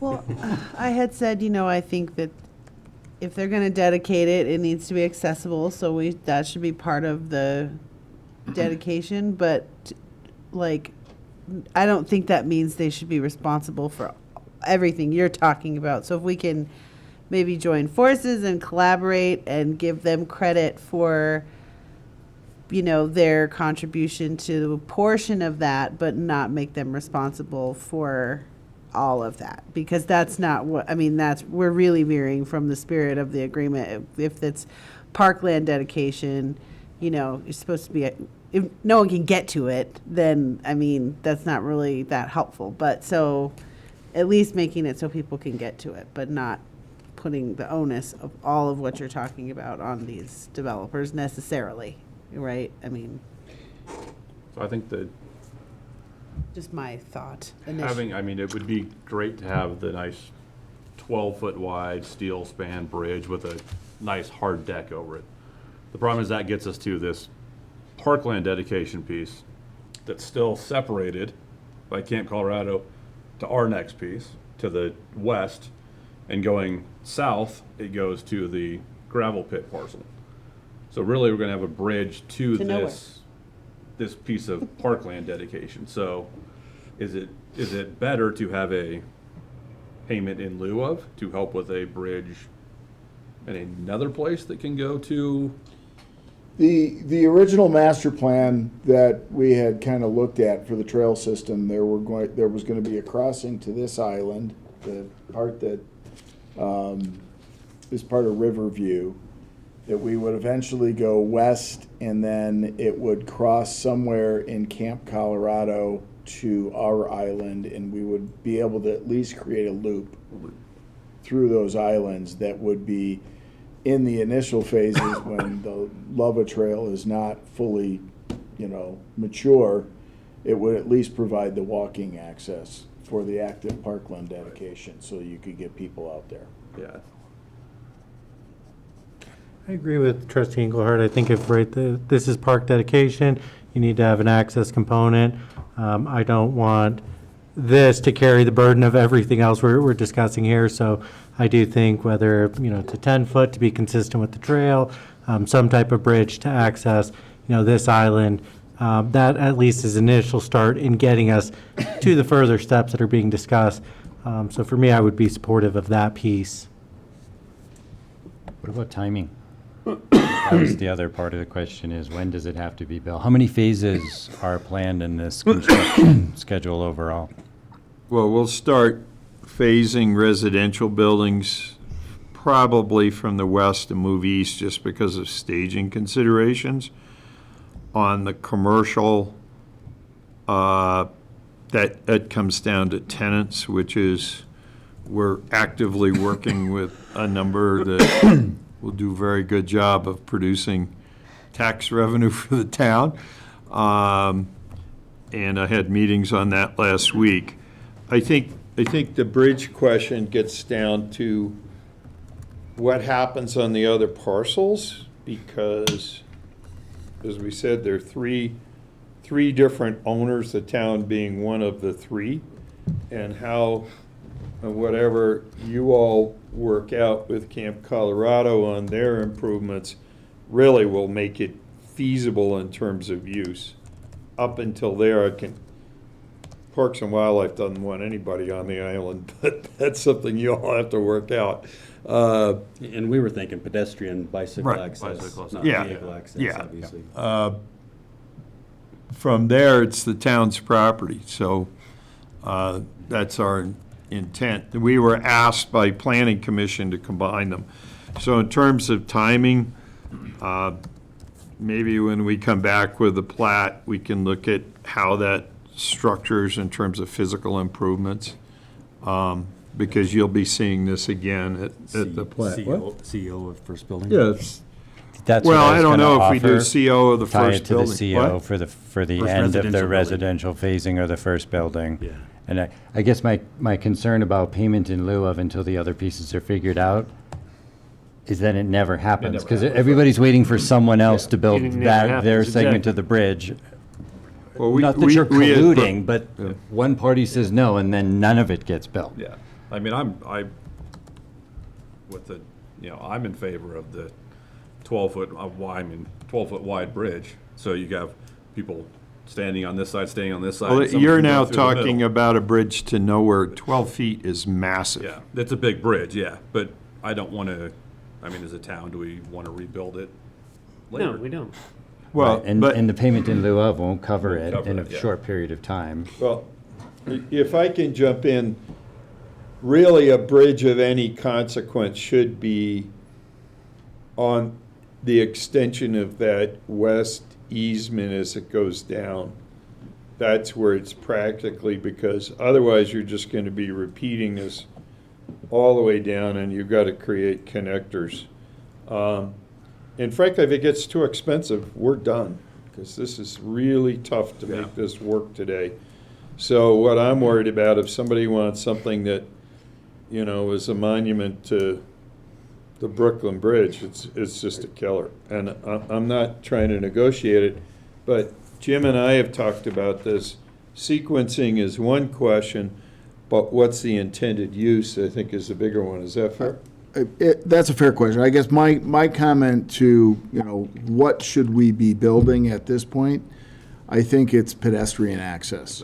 When the lava trail comes through and actually has a designed pathway, that's going to be a trigger point for a much larger structure. Much larger funded structure, yeah. And I think you're going to be looking at some very different concepts dependent upon what happens with the acquisition of the rest of the island.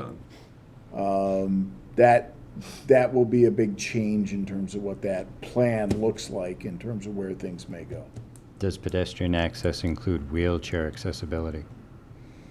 As long as it's 6 foot and it's a hard surface. And it's not too steep? Yeah. There's so many degrees of incline you can have on either end of it. If you've never seen what Camp Colorado put to access the island much further west, it's not much of a bridge. Well, the town put that in when the town's water plant was over there. That's how old that bridge No, is. that's a completely different. Oh, do they have that's a new one over there? Completely different structure. Okay, gotcha. What is that span you measured there, roughly where they want to cross at? Well, it depends where you High do water. cross. Yeah.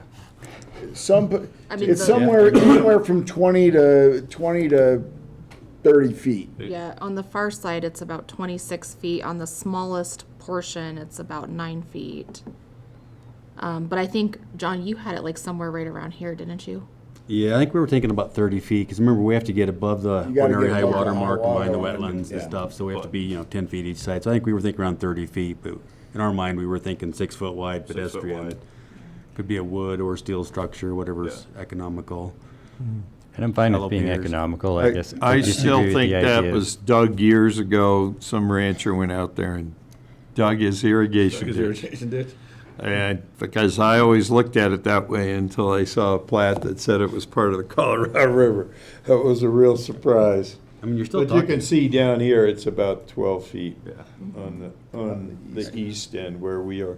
you're still talking $150,000, $200,000. I mean, it's not cheap. It's not cheap, yeah. I mean, No, I'd be but fine it's with. Got to build it, so. I'd be I gotta fine build with it. 6 feet and, I'd like to see bike access, though, for it to be able to have bicycles. Again, not OHVs or yeah, I you mean, I know, think 6 feet, heavy I mean, things. 6 feet wide.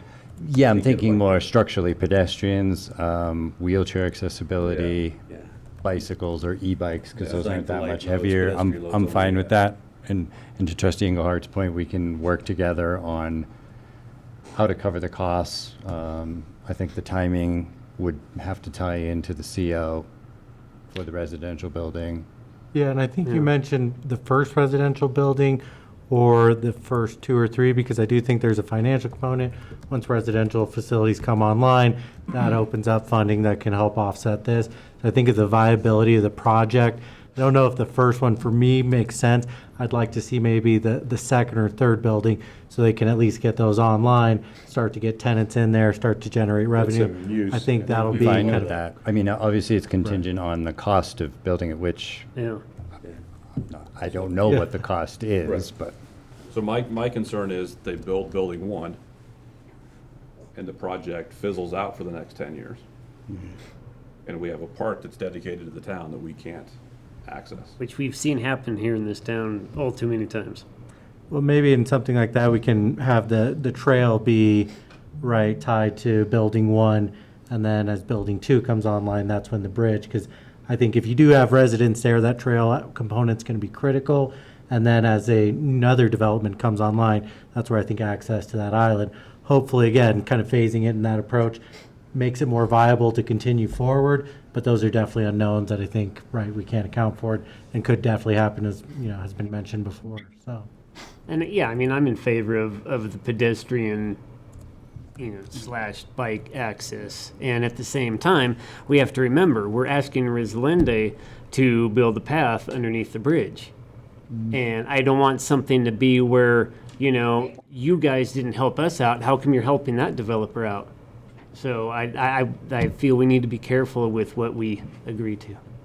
Say that I wasn't clear on. We were what you- asking Rislende, I can't even say it, sorry, Rislende. Rislende to put a trail underneath the bridge. So I don't want us to make it look like we're helping some developer out with their trail project and not necessarily another one. There was a component in the agreement that we were drafting for Rislenda that we were helping them out with that expense. We were reimbursing. Oh, we were? them. Okay. All right, So well, to I guess I characterize it apologize that we then, yeah. weren't helping them yeah. also. It's not apples to apples. It's not. Yeah. Okay. And they also have an agreement that that's not part of the project. Yeah. So, So once you Can get we- onto the island, this active parkland area, are you expecting there would be anything there, or does this bridge just land and stop? I think it's just more of a nature walk sense of thing, like I think if people go there and use it, it'll naturally develop some walking trails. I don't foresee a picnic structure out there. Not initially. I mean, if the usage shifted such that more and more people were going there, we could, at some later date, put in a picnic table. But yeah. And if you want to protect a certain area and prevent people from walking there, you put a sidewalk or a trail not there. So just for the sake of keeping people from, being too damaging to the ecosystem, sometimes it's wise to just put a trail so that because people will stay on the trail because they know that you can be damaging the, so that's just a thought. Like if we are concerned about conservation, that, maybe putting a trail in is the best way to prevent people from going over to that sensitive area. They know where they're supposed to go. But I'm not saying that needs to happen. It's just something to think about, I guess. It works well at the preserve, right? We see the trail system is used as it was built. So you're not wandering see a into lot a of beaver's right. house or something. People aren't just wandering off into the grass and the trees to disturbing the wildlife. hack and slash their way and build a new trail. Right. I think that model, based on current usage, is likely to work just as well at the island. Right. Islands, I should be plural about that. But just a thought. So for our attorney, See what they say. can we require whatever we determine the cost of this bridge to be put into an escrow, a security account? So if building 2 doesn't happen within 12 months or 24 months of building 1 CO, we get that money to build the bridge. You can require that the bridge be part of the securitized public improvements. As you were So it's talking about earlier. part of the letter of credit that they'll have to provide the town for 2 years. But it would be separate from the infrastructure improvements? No, it's just part of the infrastructure improvements So to release it, we'd have to have the bridge completed by the time that before we built the first building. Yeah. Because the infrastructure would have to be completed, right? And security released? No, once you post security, you can start doing work on the property. But to And get that- the, Yeah, but but to get the the- first, but to get the the first building approval- permit, the infrastructure has to be complete and accepted, right? And the improvements on the individual buildings are permitted separately than the infrastructure. You have to go through site plan approval. So we'll go through site plan approval for that drawing, that first one I sent you. When we create the lots, we'll do the parkway, sewer, water main, storm. So that's one improvement, and then we'll come back for site plan review for the first building, and if we sell a commercial lot or we build a commercial lot, we'll come back for there. At what point is this, will you issue a building permit if the infrastructure is not complete? That's something we can talk about. Sure there's. Yeah, and I think we can probably phase the release where the portion of the cost estimate for the bridge itself, like it Partial sunsets security for the bridge. at a certain time. Release a portion of the letter. Okay. Would be I'm good. sure, I'm sure there's a way Yeah. we can come up with some language. Yeah, we'll work with that. We're fine with that. As long as we're able to get building permits. Get a building permit Yeah. for Yeah, the our- building, not, Yeah. And start generating some We work revenue. in jurisdictions, they make you get the infrastructure 100% release security, we get the first building Yeah. permit, and it's very expensive. I'm just trying to think outside the box Yeah, here of how we can. we would absolutely- Protect the town in Yeah. the whole scheme of things. I like Trustee Sanchez's point too about sort of mitigating some of the upfront costs with having some cash flow, letting them get building one opened and have some inbound cash flow to offset the cost of it. I think that's a great idea. So from a building standpoint, obviously we need to build every building, right, to make this project work because of the cost of the land and the infrastructure. But from an attrition standpoint, we need to build a building, see what the attrition rate is, fill the building, and then we'll build the next building. If you built all the buildings at one time, they'd sit there empty for 2 years, so. Yeah. That's the timing issue that we don't know. We'll see what the market, it's all market driven. You gotta make the overall project work, we have to build them all. But we don't know what's gonna happen in 5 years or 6 years or the next We election. better be quicker than that. Or 2 years, yeah. Yeah, A lot we're hoping quicker all than built that. in 4 years, but yeah. Yes, sir. On the, page 130 of the packet, which is part of the preliminary plans, on the trail on the west side, the notes on the plans itself says 8-foot wide river trail to frontage road, north-south connector, future. So we're not planning on building that as part of the rest of the trail? Well, What's the timing for that portion being? that's on Cape Colorado. So that's the easement we're working with the That's what town you're of trying to Camp work with Colorado them, to okay. secure that easement right now. Any updates on that? In Yeah. progress. No, Jim and I had a meeting with Ray Nielsen last week. We went through everything with him, and as I understand it, they had requirements that they have yet to fulfill. I'm characterizing it in general terms. So we discussed this, and it's to everyone's benefit. Obviously, we've got to work out the cost sharing, et cetera, on it. CDOT had a lot to do with the location. It's, as they love to tell you, everything they say is the force of law, quote unquote, every time right out of the barrel. So in working with them, I think, Jim, is it fair to characterize the end of that meeting, and I have notes from it, was pretty much, sounds good, we'll work it out. It seems that No that's the objection. direction we're moving. Okay. Yeah, that's, Who built it? so that would take care of getting that trail and sidewalk along there up to the frontage road. Okay. So a final plat cannot be recorded. It could be approved, but it cannot be recorded until an access easement for all of the access they're depicting on their plat and plan on the Camp Colorado property, that easement has been granted and that CDOT has issued an access permit for that location. Okay. Yeah. I just want to make sure Camp Colorado isn't holding this project up. We are too. They see the benefits of it. All right, well, any further discussion in relation to the preliminary plan for this property? Okay, this one is a public hearing, so if the applicants have no more, we'll open up our public hearing if everyone's ready.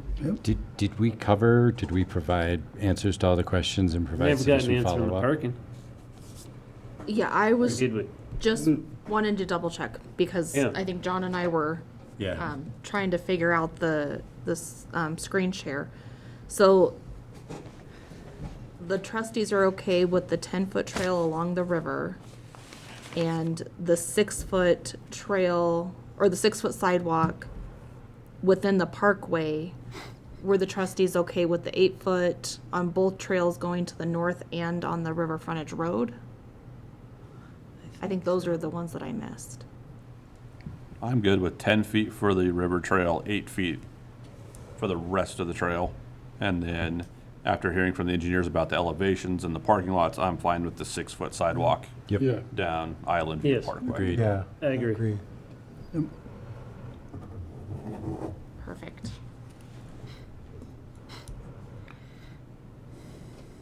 And your other question was on the bridge, which I think we have some direction of to continue that discussion, which doesn't really apply to this preliminary plan. That'll be more at final, Yeah, it's a condition. the condition of this, okay. So did we come to an agreement on the bridge? 6 foot 6 foot pedestrian access. pedestrian access, capable of holding up a bike, No cars. no cars. So it won't be a challenge course rope. No, I mean, we could do that. Well, when I think of nature, like park nature, I don't think of cars and driving around. So I was contemplating. Getting the access to where the bridge is showing anyway, there's no I think- going there, I but think we know of several children in the community that will want to take their electric motorbikes. Yeah. Yeah. Come on, in Africa, they drive cars in nature all the time. Sorry. Yes, but we should not have a nature preserve and then start that's driving true. cars through it. I see your point. Chris yeah. wants to go on safari in Silt. Safari and Well, stuff, yeah, that would be cool. yeah. Yes, I'm in agreement with the bridge. And then any other, and then the parking question, I remember you had sufficient parking for the residential units and then overflow parking in the. Yeah, that she's got that map now if you want to see Yeah, it. there are all the calculations where he went through in the sketch plan review Yeah. with both P and Z and yourselves. It's another, we've got lots of Yeah. drafts. Nicole, So have you got that there separate is the ability to dedicate specifics Sheila's got to start as, sharing. as it matures. Sheila, can I share my screen really quick?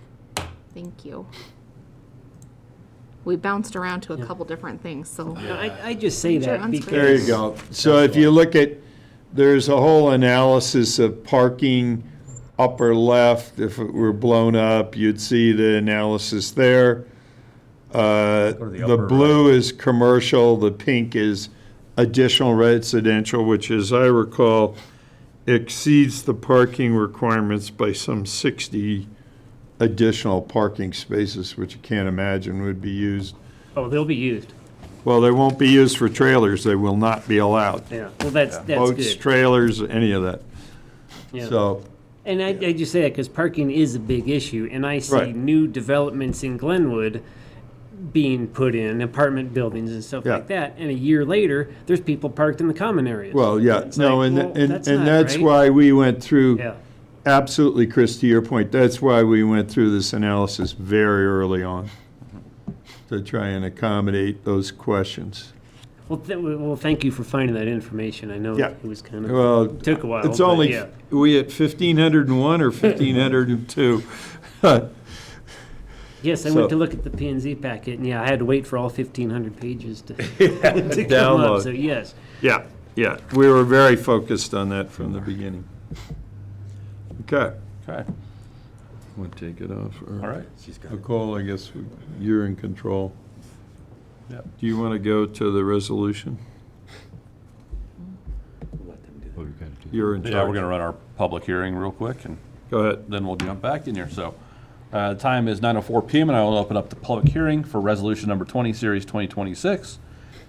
Persons desiring to make a public comment on this agenda item, please activate the raised hand function in the meeting program. Or Sheila, any phone calls or emails in regards to this agenda item? No, sir, I have not heard from anyone. Okay, I do not show any raised hands, Mr. Mayor. thank you. And we have nobody from the public in the chambers with us this evening for this agenda item. So the time is 9:04 p.m. and I will close the public hearing and open up to further discussion by the board or a motion.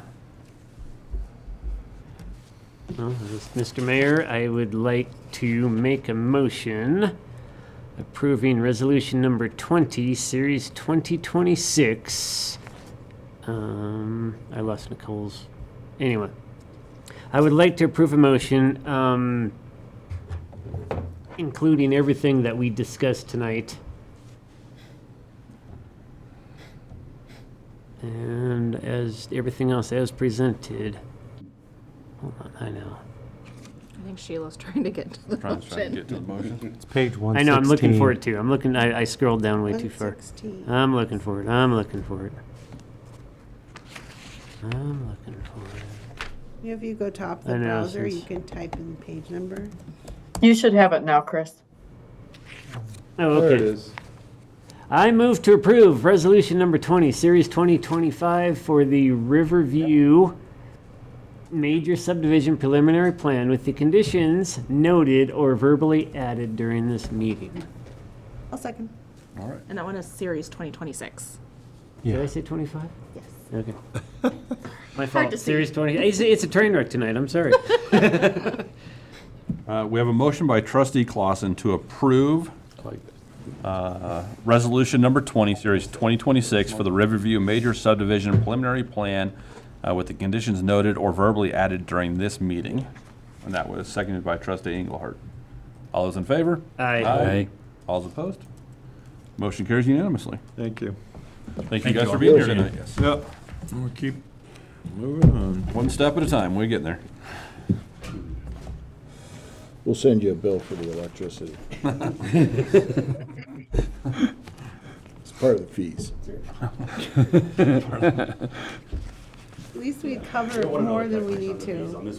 Yeah. We're ahead of the No, game. I do want to know the calculation.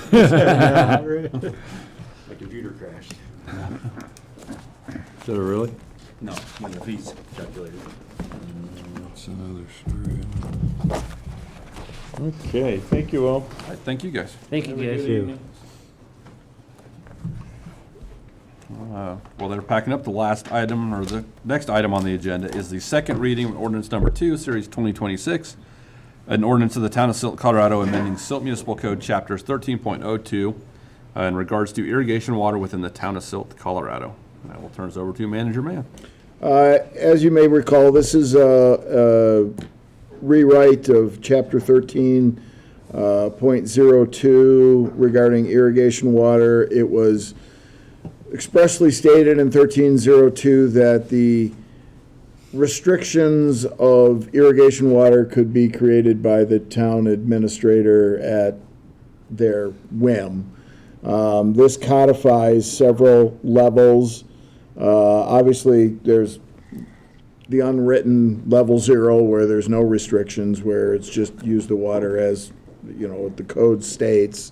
Level 1 would go to voluntary water restrictions. Level 2 actually requires a 20% reduction. The main focus of that is you have a current restriction for zones at 30 minutes a day for your watering days. This would take it down to 24. Level 3 would then mandate a further restriction of eliminating one of the 3 days that you can irrigate during the week. So that would be an additional 33% reduction. And then level 4 would go to a prohibition of any lawn irrigation, but would still allow you to irrigate your trees, shrubs, vegetable gardens going forward. We are going to start the irrigation season on May 1 with a level 2 restriction, which is the 20% reduction. Community development has been working on the educational materials that we'll have available and get rolling with those. We are also working through the details of Code enforcement, obviously, to begin with, it's an educational process. It's not going to be right out of the gate, we're writing people's fines. We need to educate, because people, they may have heard something about it, but they're not going to know that we really changed the rules, and so we really do need to educate. Okay. All right, any questions or comments before I open up the public hearing? Any substantive changes since the first reading? 0. I'm good. Okay. The time is 9:10 p.m. and I'll open up the public hearing for the second reading of ordinance number 2, series 2026. Persons desiring to make a public comment on this agenda item, please activate the raised hand function in the meeting program. Or Sheila, any phone calls or emails in regards to this agenda item? No, sir. I show no raised hands, Mr. Mayor. Okay. And we have no members of the public in the chambers. So the time is 9:10 p.m. and I will close the public hearing. Open up to further discussion by the board or a motion. Mr. Mayor, make a motion to approve the second reading of ordinance number 2, series 2026 as presented. I'll second. Motion by trustee Seifert to approve the second reading of ordinance number 2, series 2026 as presented. That was seconded by Mayor Pro Tem Hanrahan. All those in favor? Aye. All opposed? Motion carries unanimously. Thank you. Thank you. Next up is the March 2026 financials and balance sheets, and I will turn this over to Director Tucker. Thank you, Mr. Mayor. So this is for the month of March, which means 25% of the year has flown by. Sales tax, the money that we received this month for sales tax is a little light, which I shared with you at the last meeting. I did look at the report, and there were 3 major contributors that did not submit sales tax. I looked in the monies that we received in April, and one of them had contributed or remitted. 2 of them had not. I have emailed the Department of Revenue. She informed me that one of them had submitted both of theirs that were missing, that the January deadline was extended to March. So that is why March, when we receive the monies in March, is lower than normal.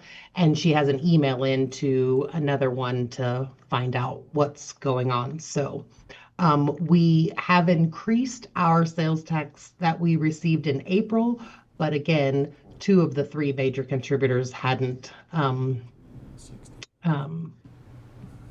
remitted their monies in April. So in May, hopefully, we'll be back on track. We are down. Sales tax is at 22%, even though 25% of the year has passed. But we are up 2% more than we were last year. So hopefully, when everything gets back on track in May, we'll see where we land there. Cigarette tax through the month of March is almost $88,000, which is 35% of where we thought we would be. And we're right now close to about 130,000. So we'll have to keep an eye on that because 325 is our max that we're able to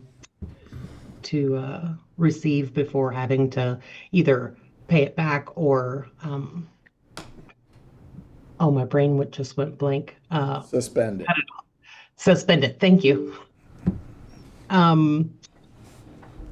Most everything else are use tax, trash service fees, water service fees, wastewater service fees, and irrigation fees are right on track with the time that has elapsed at that 25%. I'll answer any questions you might have. Do the businesses that did not pay their sales tax get penalized? And does that penalties go to us, or are they just within their filing timeline? So we do get penalties and interest. Okay. Yeah.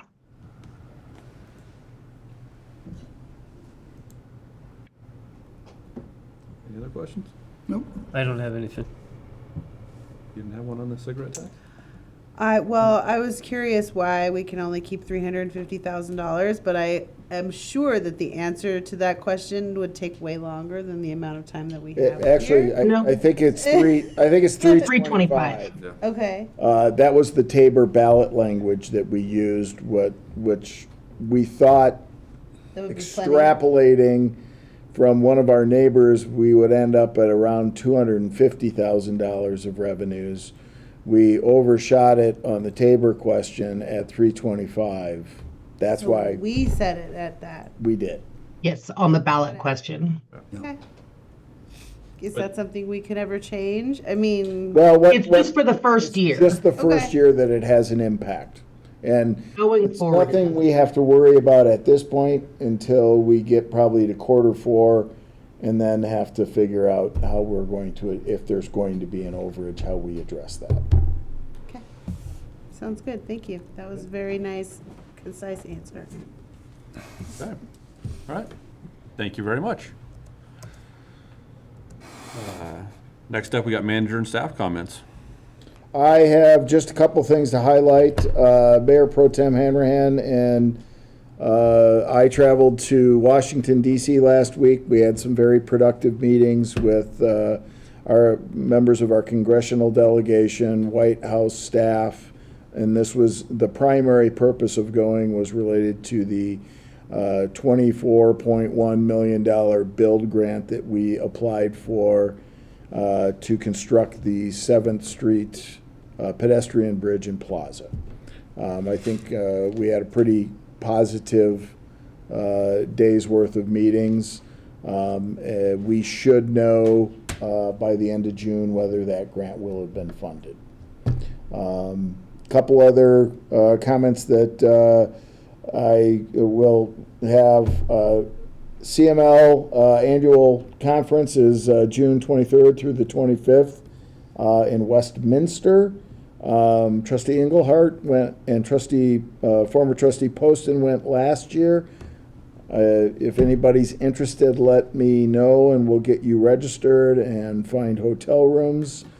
And then the last thing that I will mention is that we are going to resubmit a job opening for a building inspector. Our Shums Coda is not necessarily keeping up with demand in terms of filling a position, and I think we're going to need to address that individually.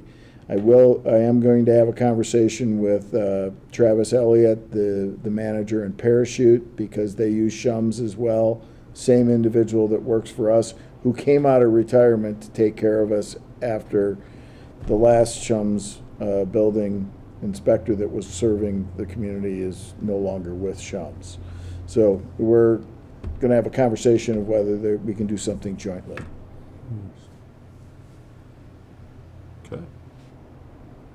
Sounds good. Anything from? No, nothing? Jim, did you want to mention the P&Z had requested a work session, a joint work session with the board? Yeah, I probably mentioned that you had to remind me to say that. Yeah, you did. P&Z has requested a joint work session with the Board of Trustees tentatively. We'll do that, I think, in the first meeting in June, because we've doubled up work sessions in May, because we skipped the one this evening.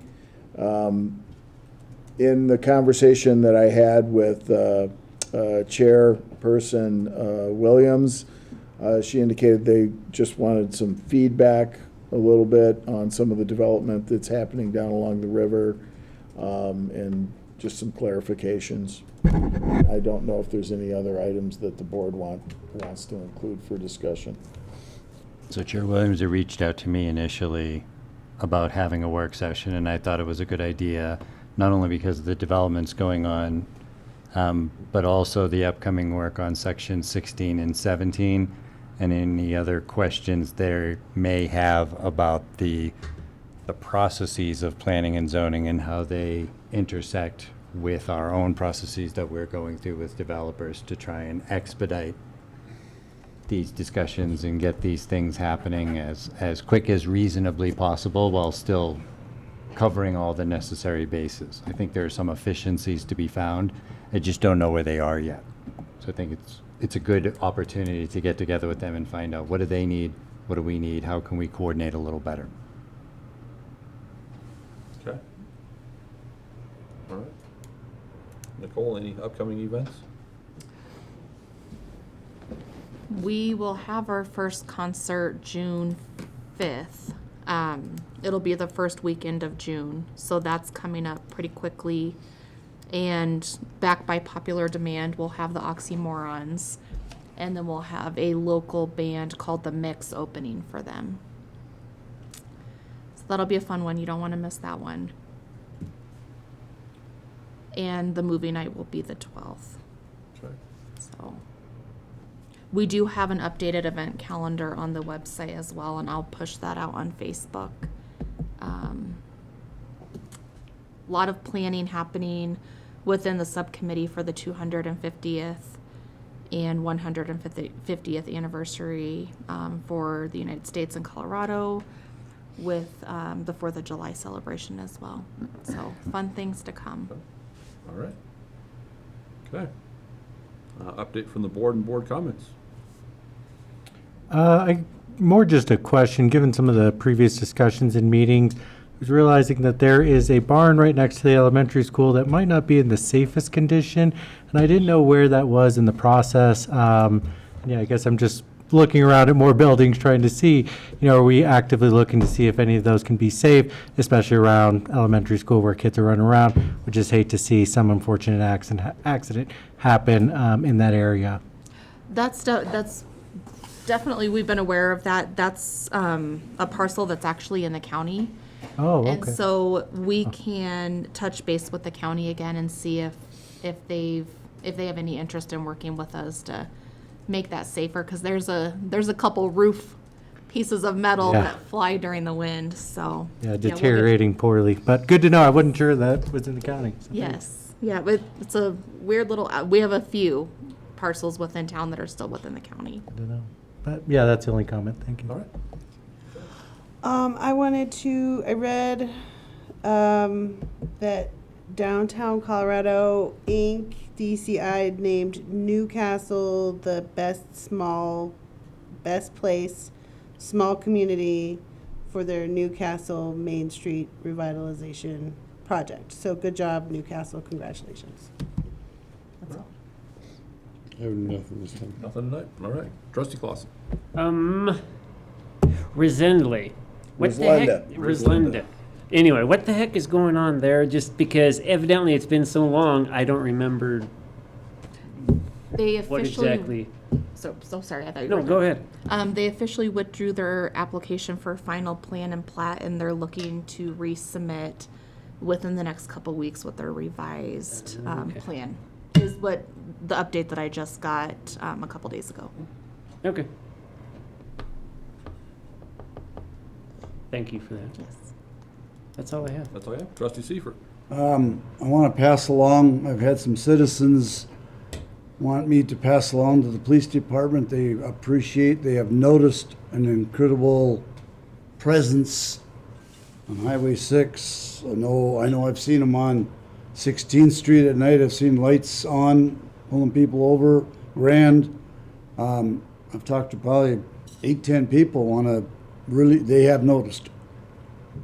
So I know they're sitting out at the roundabout. I've seen that, slowing people down at both ends of town. So they want me to pass along to think that they have noticed.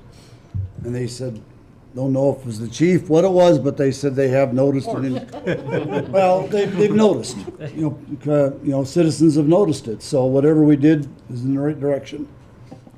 So that's it. Mayor Pro Tem. I wanted to give big thanks to Sustainable Strategies for all their efforts during Jim's and mine DC trip. I actually had to write down a list of all the things that they managed during our time there. It's difficult to describe how complex it is navigating the city, buildings, which entrance to go in, security protocols, alerting various meeting participants that we were showing up for the next meeting so they would meet us in the correct room, and coordinating with our driver. We had a dedicated driver all day so that he would be outside waiting so we could rush to the next meeting. All of this was done while we were there. In addition, they gave us 6 pages, front and back, of bullet points for specific topics to bring up at every single meeting. So I would spend all our time in the vehicle in the front seat staring at the sheet, trying to memorize as much as I could so that I wouldn't sound like an idiot. But they did all of this and then managed us throughout the day. So we were never late for anything. In fact, I think we were early. We managed to avoid a lot of lines. Security, we got through remarkably fast. There were incredibly long lines of people waiting to get into some of these buildings, and somehow, I don't know what Floyd did, but we did not have to go through those lines. This trip, while it may have been feasible to have done it without them, it certainly wouldn't have been practical, and I don't think we would have been as effective as we were being there. Secondary to that, I wanted to give a special thanks to Congressman Hurd. I wouldn't call it a walking meeting, I'd call it a jogging meeting. He basically met us in the hallway and said, let's go this way, and I had everything I could do to keep up with him, never mind trying to maintain a conversation, and we got a tour of the Capitol building and stuff, and I think that was outside of what he probably normally does when elected officials from his district come to visit him. So I wanted to make sure that I mentioned some gratitude for that as well. That's it. That's it. All right, thank you. And thank you guys for making the trip out to the big city. It was fun. It was fun? I had planes, trains, and automobiles on the way back. Yeah. There were a lot of texts about that. About that. Where in the world is Jim? Jim? Now I'm going here. It's been mentioned a couple times tonight, e-bikes, e-motorcycles. If you go up 7th Street, the landscaping is destroyed from people using that as their motocross track. So I think we need to definitely get it on the books of what is allowed to be ridden and where. And you already mentioned it, so I'm sure it's already on your mind. Newcastle had a discussion last week, I think, about it. So, had the mayor's meeting last week. I don't remember what day that was. Monday, maybe. It was Monday because you're going right after our other meeting. Yes, after our other meeting. Discussion was mostly about fire season coming up. It's expected to be above normal. Expecting, that whoever they are, they called them the Pentagon of the Forest Service. Said maybe end of June, first couple weeks of July, we might see some rain. Other than that, it's going to be dry the entire summer. So not looking great. So we just need to be fire-wise. I know I love fireworks, but we might not get them this year. And then Commissioner Sampson spoke up at that meeting and thanked our town manager for at least coming up with a plan for RAFTA funding, which nobody else had stepped up to the plate and came up with anything. At that meeting, there was an idea thrown out that the revenue that municipalities are getting from the speed cameras may be a way to fund RAFTA. So, which would then require us to vote to put speed cameras in the town. They said CDOT, this person said CDOT will even let you put them on their property, but we have to deal with collecting all the revenue because they want no part of it. So I don't know what that means. We're gonna throw some speed cameras on I-70 and just roll in the cash for everybody's speeding. I'm curious, where did the idea emanate from? Jonathan Godis. Because the way I understand the law is that there are specific uses of that revenue, and I'm not sure transportation is one. Is one of them? They have to be, if I understand correctly, and I would have to defer to Steve Boyd, the manager of Glenwood. What he explained to the managers at one point, they have to use the money like in the zone of where the cameras are for either road improvements or safety improvements. And so I believe there's a restriction on how that? You might be able. It's a great idea. So if we put it on 7, we could use it to rebuild the bridge? Sure. Yeah. Probably have enough money after a year. Yeah. It was an idea that was thrown out there, and I don't know the legality of it, but, at least it was another idea. It's another, So, it's another concept. it's another concept, yep. There are some other ideas in process briefly. Okay. The transit group is working on them. They've been told now that they need to get us something before June 1st. Okay. Because that's our deadline, That's where our- we have to get it back on our own agenda. Yeah. It will come back to you probably for discussion at the first meeting in June, with no expected action, just discussion, and then with direction, we'll have something on the agenda for the end of June. Okay. All right. Sounds good. Hopefully a plan can be brought to fruition. So, other than that, next item is adjournment. Mr. Mayor, make a motion to adjourn. All right. Motion motion by trustee Seifert to adjourn the meeting, seconded by trustee Brittenall. All those in favor? Aye. All opposed? Motion carries unanimously.